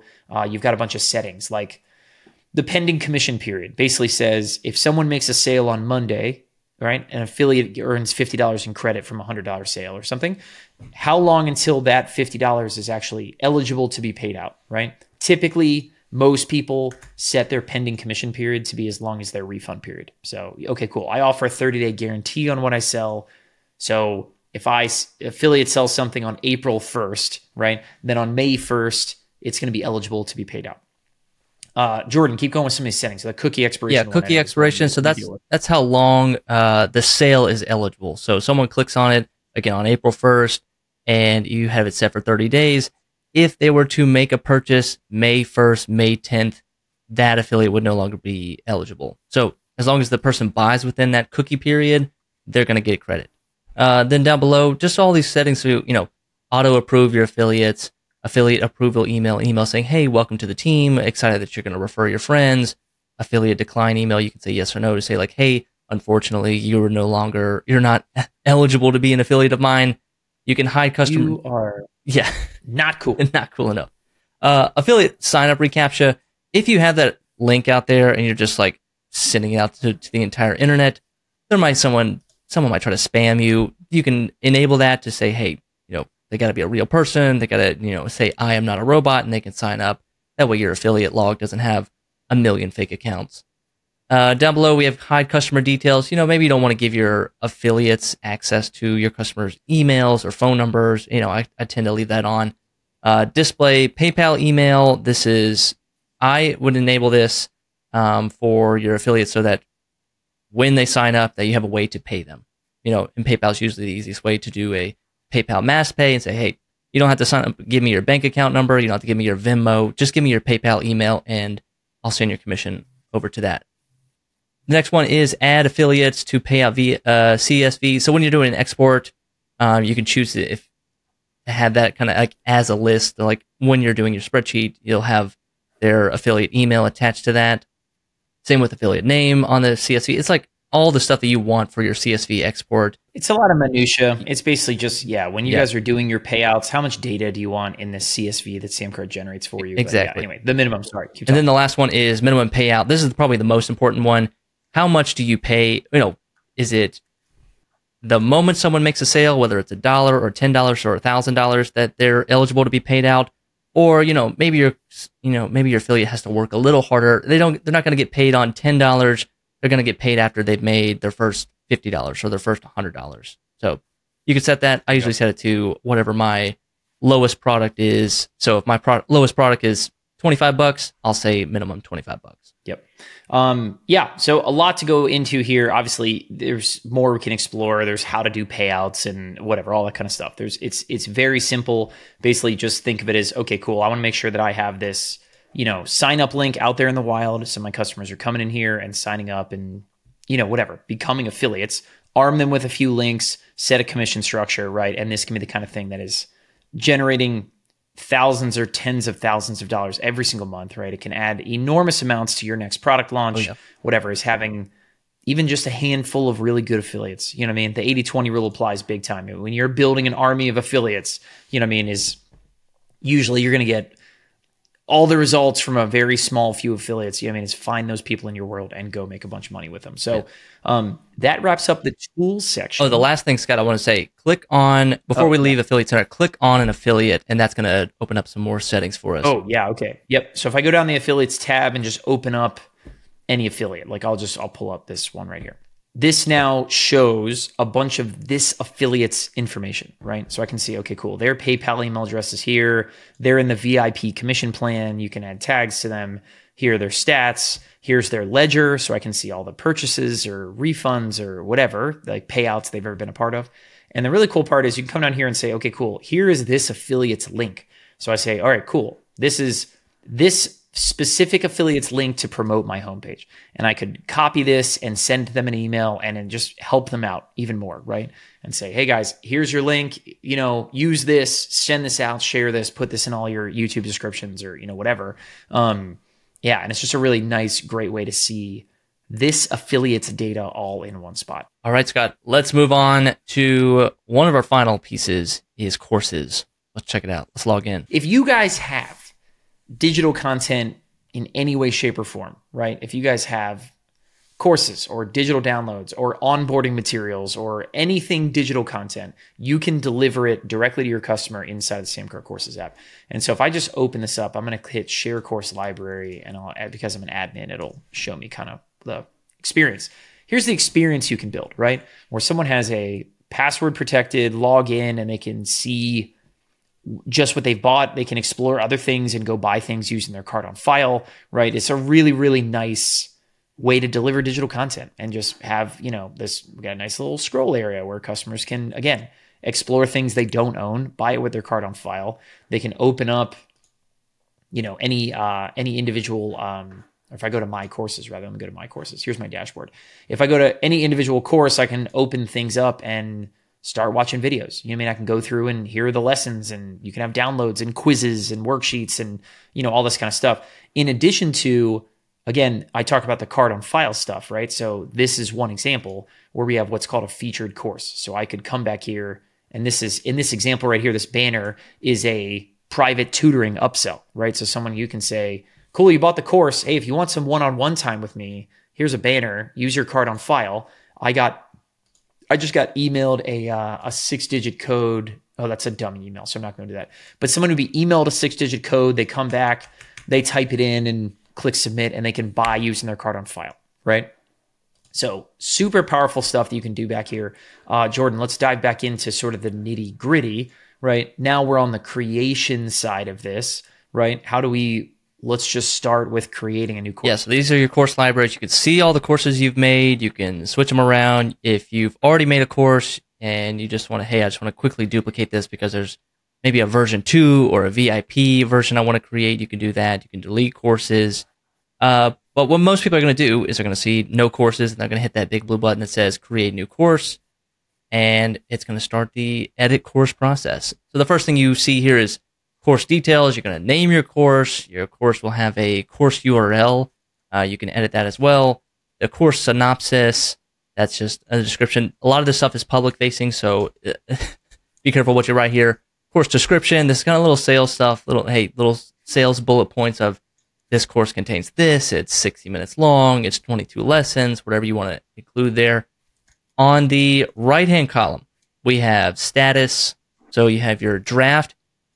By default, it's in draft mode, which means it's not public, which means if you hit save and it's still in draft mode and you share it to somebody, they're not going to see anything at all. So you got to hit publish. The next part right there is featured courses. Featured courses it's going to stick to the top of your public course library that we were talking about. Yeah, so when your customers or students are logged in, right, what you see up here at the top is the scrolling banner of these are courses we've chosen as featured courses, right? And so whether you own this course or not, your customers are going to see it, right? And if they don't own it, they'll be able to buy it using their card on file, which is really cool. So you can have, I believe, up to 4 courses at any time that are featured courses. I think we have 4 up here, which is why it's not letting me do it. But that's that toggle right there. Making something a featured course shows it to anybody who ever logs in, and people who don't own it can buy it. Yep. Then you got your course thumbnail, where you can add an image of your course thumbnail, or you can click the video button and you can add a YouTube video by just adding video via URL, or you can upload directly to SamCart and add a video here. This is great for, if you want to add like a little welcome video or a commercial or a trailer as to like give people a sense of what the course is about if they're shopping around. You hit save, you hit view course, and on the public side and in your course library, they'll be able to see that video, play it.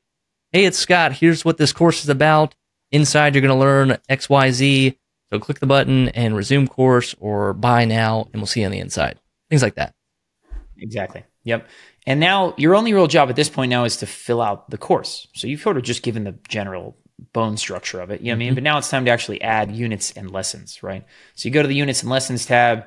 And so a unit, you can imagine, is the hierarchy, and then lessons are kind of individual videos or units or whatever, right? So maybe we'd say like, hey, welcome to the training, right? Yeah, the unit has no information or lessons or content. You don't add a video to the unit. Think of the unit as the basket, and all the content are the lessons inside. So you create a couple lessons. You can name your lessons. Again, make sure that everything is switched to publish, not draft, so that it's public. And then once you got your lessons there, you click edit, and that's going to take you into the lesson editor. Yeah. So again, like Jordan said, a unit doesn't have anything. There's no landing page for a unit or anything. Lessons are really where you say, okay, cool. Traditionally, this is where you're going to upload a video. You know what I mean? This is where you're going to go do that stuff.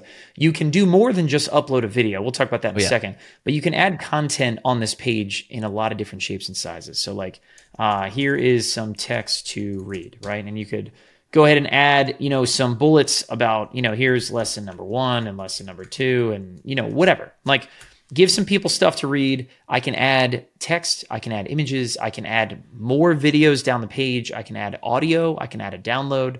I can come up here and do downloads and quizzes and worksheets. There's all kinds of stuff I can add to a lesson. A lesson is where people start to consume things, right?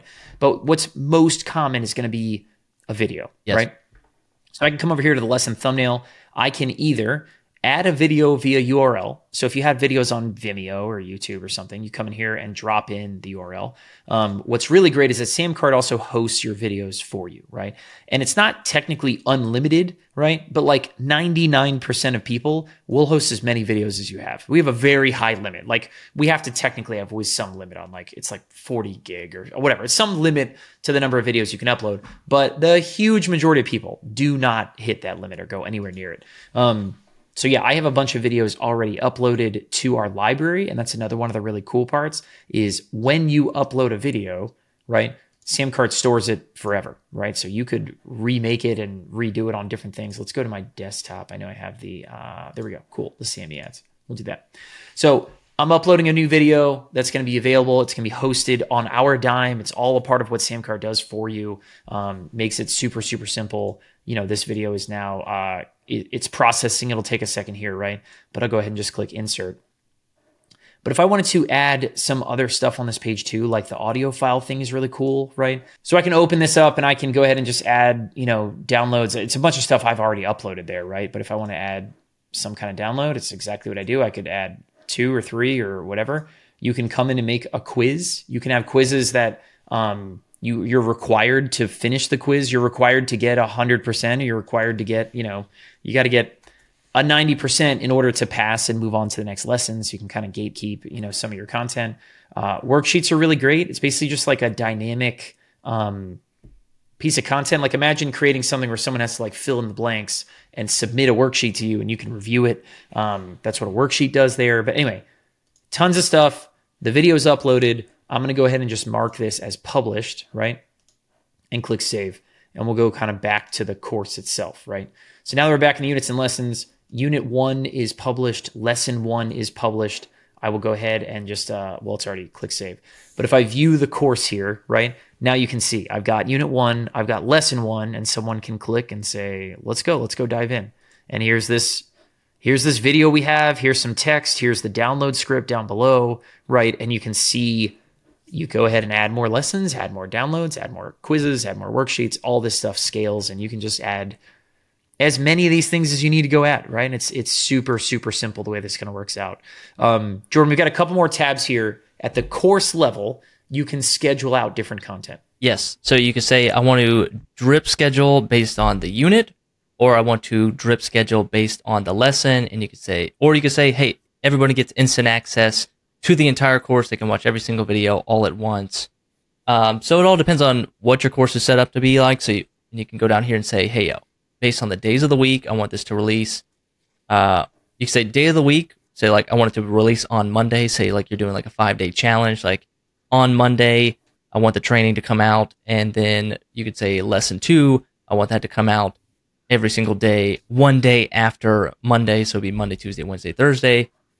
Then you can, the other option right there is to just say, I want this to come out one day after. So say, for example, your welcome unit lesson 1 is 0 days. So 0 days after the previous one. So 0 meaning like they get basic instant access. Then you say 1 day, 1 day, 1 day. And that's, yeah. So you can like totally control how much, what your students see. You can exempt some, you can make some lessons required. Like they have to watch this video and at least view the lesson before they can move on to the next lesson. Yeah, 100%. And that's really nice when that combined with quizzes, you know, you're really in control in terms of how and when your students get access to stuff, right? So the public details area is basically a chance for you just to sort of reiterate your course synopsis, your course description, or add a different thumbnail if you want. You sort of, if I go back to my library, yeah. So if I go back to my library, like my main library and see all this kind of stuff, right? Sharing your course library, technically you can share this page and there's kind of 2 versions of it. The URL that you have here is like the non-logged in version. So you could share this and it would show all the different courses you've created and people can click and say, all right, cool. I want to learn more about, you know, the private French tutoring, right? And I click on learn more. And this is where your description, this is where if I had lessons, you would see kind of a course outline and someone could come in here and buy it. And that's what public details is all about. Public details on the course we just made. I go back to the public details tab. That's where you have like, all right, where would they go to go buy it? You could link to a different SamCart checkout to say, hey, this is where you go to go buy it. What's the name of it? What's the quick description? You could give a preview video of it, whatever. Assigned products is where you decide when someone buys this product in SamCart, give them access to this course here, right? And so this is come to assigned products, and all you're going to do is it'll be a list of every product you've ever made in SamCart. And you basically just say, okay, cool. When someone buys, the early bird 1-tub package, right? Or the overnight skincare, right? I want to enroll them in this course, right? You click save, and it's that simple. There's some more things in there. There's some tiers you guys can mess around with. So if you buy, maybe you only get access to the basic tier of a course, and you got to upgrade to buy more and unlock more, right? But it's super simple there. The last tab is that cross-sell tab. So Jordan, walk them through this. Yeah, we just showed it a little bit. The course cross-sells, this is when your students every single day, they're logging into your course, they see this, and there's this perfect real estate at the very top where say like, I want to show them another offer. I want to show them the second course. I want to show them some coaching. And since they are a student of yours, they are a customer of yours inside of SamCart, their credit card is on file, and they're able to see this cross-sell. And every single day they log in, and there's one little button that says, hey, do you want to buy this right now? Do you want to add this to your course library? And they click buy now. They are sent a 6-digit code to their email based on their customer account, and it happens within 10, 20 seconds. They're able to buy, and that course is added to their course library. They go back to my courses at the top right there, and they can see everything that they purchased, and it's super fast, and it's a great way for you to keep your students buying, the next course, keep them down the path, adding more lifetime value. It's an awesome feature. Yeah, super, super nice there. And you can add multiple. I mean, that's the fun part. I think you can add up to 3 course cross-sells at any given time. In the example we show you guys right here, we're showing exactly one, and you can customize colors and make it kind of feel and look like you. But it's just the power of being able to buy something using your card on file is really, really wild. And that's exactly what we've tried to sort of just imbibe into everything that SamCart Courses app touches. So yeah, the SamCart Courses app, you guys can create unlimited courses back here. And again, like a course is one word for it, you know what I mean? But it's really just digital content. A lot of people use this to like service sellers will use this area and enroll someone into a course that's like their onboarding videos they need to go watch before they kick off their service, right? A lot of people will deliver just like resource packs with no videos and things back here. You can deliver PDFs. You can deliver whatever you want. You can create, again, unlimited courses, sell to unlimited students. It is, virtually unlimited video hosting. Again, there is a limit, but it's very, very high. And yeah, it's a great, great tool. There's 2 other tabs up here. It's your students tab, which is basically where you're going to see everybody who's ever bought something from you. You can export that. You can actually import students. So if you have students somewhere else, you can import them into SamCart, which is great. And then you've got the settings tab, which is very simple. What's the name of your business? If you want to do a different logo for back there, choose your colors, choose your time zone, like just very simple stuff going on back there. But the end result, right, is that you end up creating an area like this right here, right, where your students can log in, they can see exactly what they've bought, get access to it in a heartbeat. They can discover things that they have not yet bought, right, buy them with their card on file, and you're automating really, really, really important core business things that matter, you know what I mean? And save you time that make awesome, happy students. We're here in the Students tab. You can import your students. So if you're coming from a different course platform and you say, hey, I want to migrate my courses, bring it all over to SamCart, you just hit import, you export your CSV from your other course platform, you say which product I want to import these people into, which tier I want to import them into, and you click continue, and they're going to get sent a registration email, and they're going to automatically be added to those courses. It's super fast, happens automatically. It's a great feature.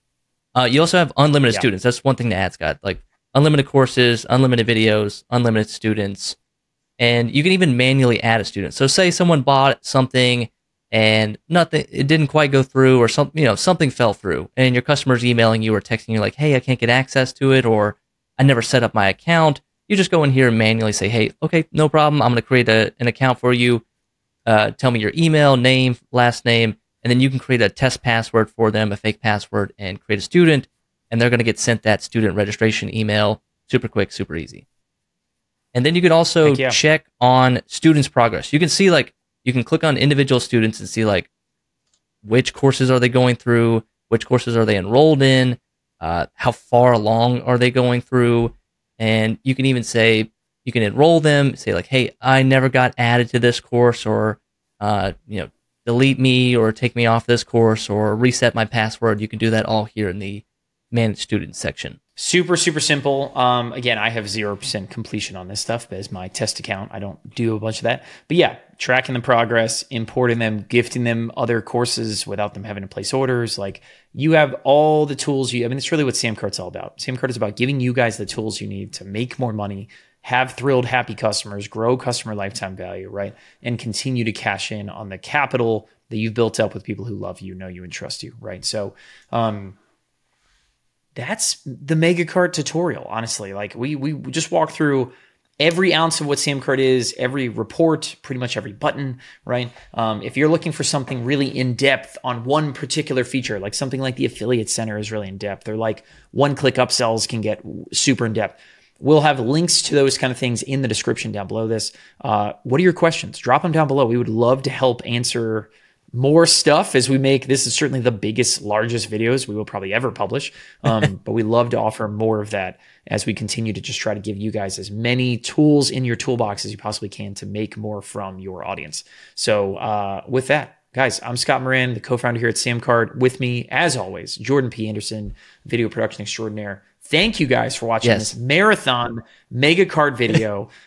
Jordan, if they want to dive in, what's the next step? Like, somebody's watching this and they're like, now after watching a 4-hour video with you guys, I'm excited. What would they do? I was going to say, if you made it to the end, leave in the comments MegaCart so that we know that you're a hardcore SamCart enthusiast. Might have something free for you too. We might have to just like figure out something we can give to you guys, because that is some serious. The MegaCart. Appreciate it. You can go to our help.samcart.com for all the support tutorials, and of course, go to our SamCart YouTube channel. We've got all the feature updates there. We've got all the tutorials there, all the fun stuff on how to sell and make your first $1,000, make your first $100,000. All that resources are there. Well, I don't know, Scott. I'm tired. I'm tired. I'm exhausted. Almost 3 hours. We did it. After this one. I was going to say, we did it. We got through it. You guys got through it. We appreciate all you guys watching. Make sure to check out your other tutorials. Head to samcart.com if you want to get these tools and put them to use, making your business more money on the internet. But with that, thank you guys so much for watching. We'll see you in the next one.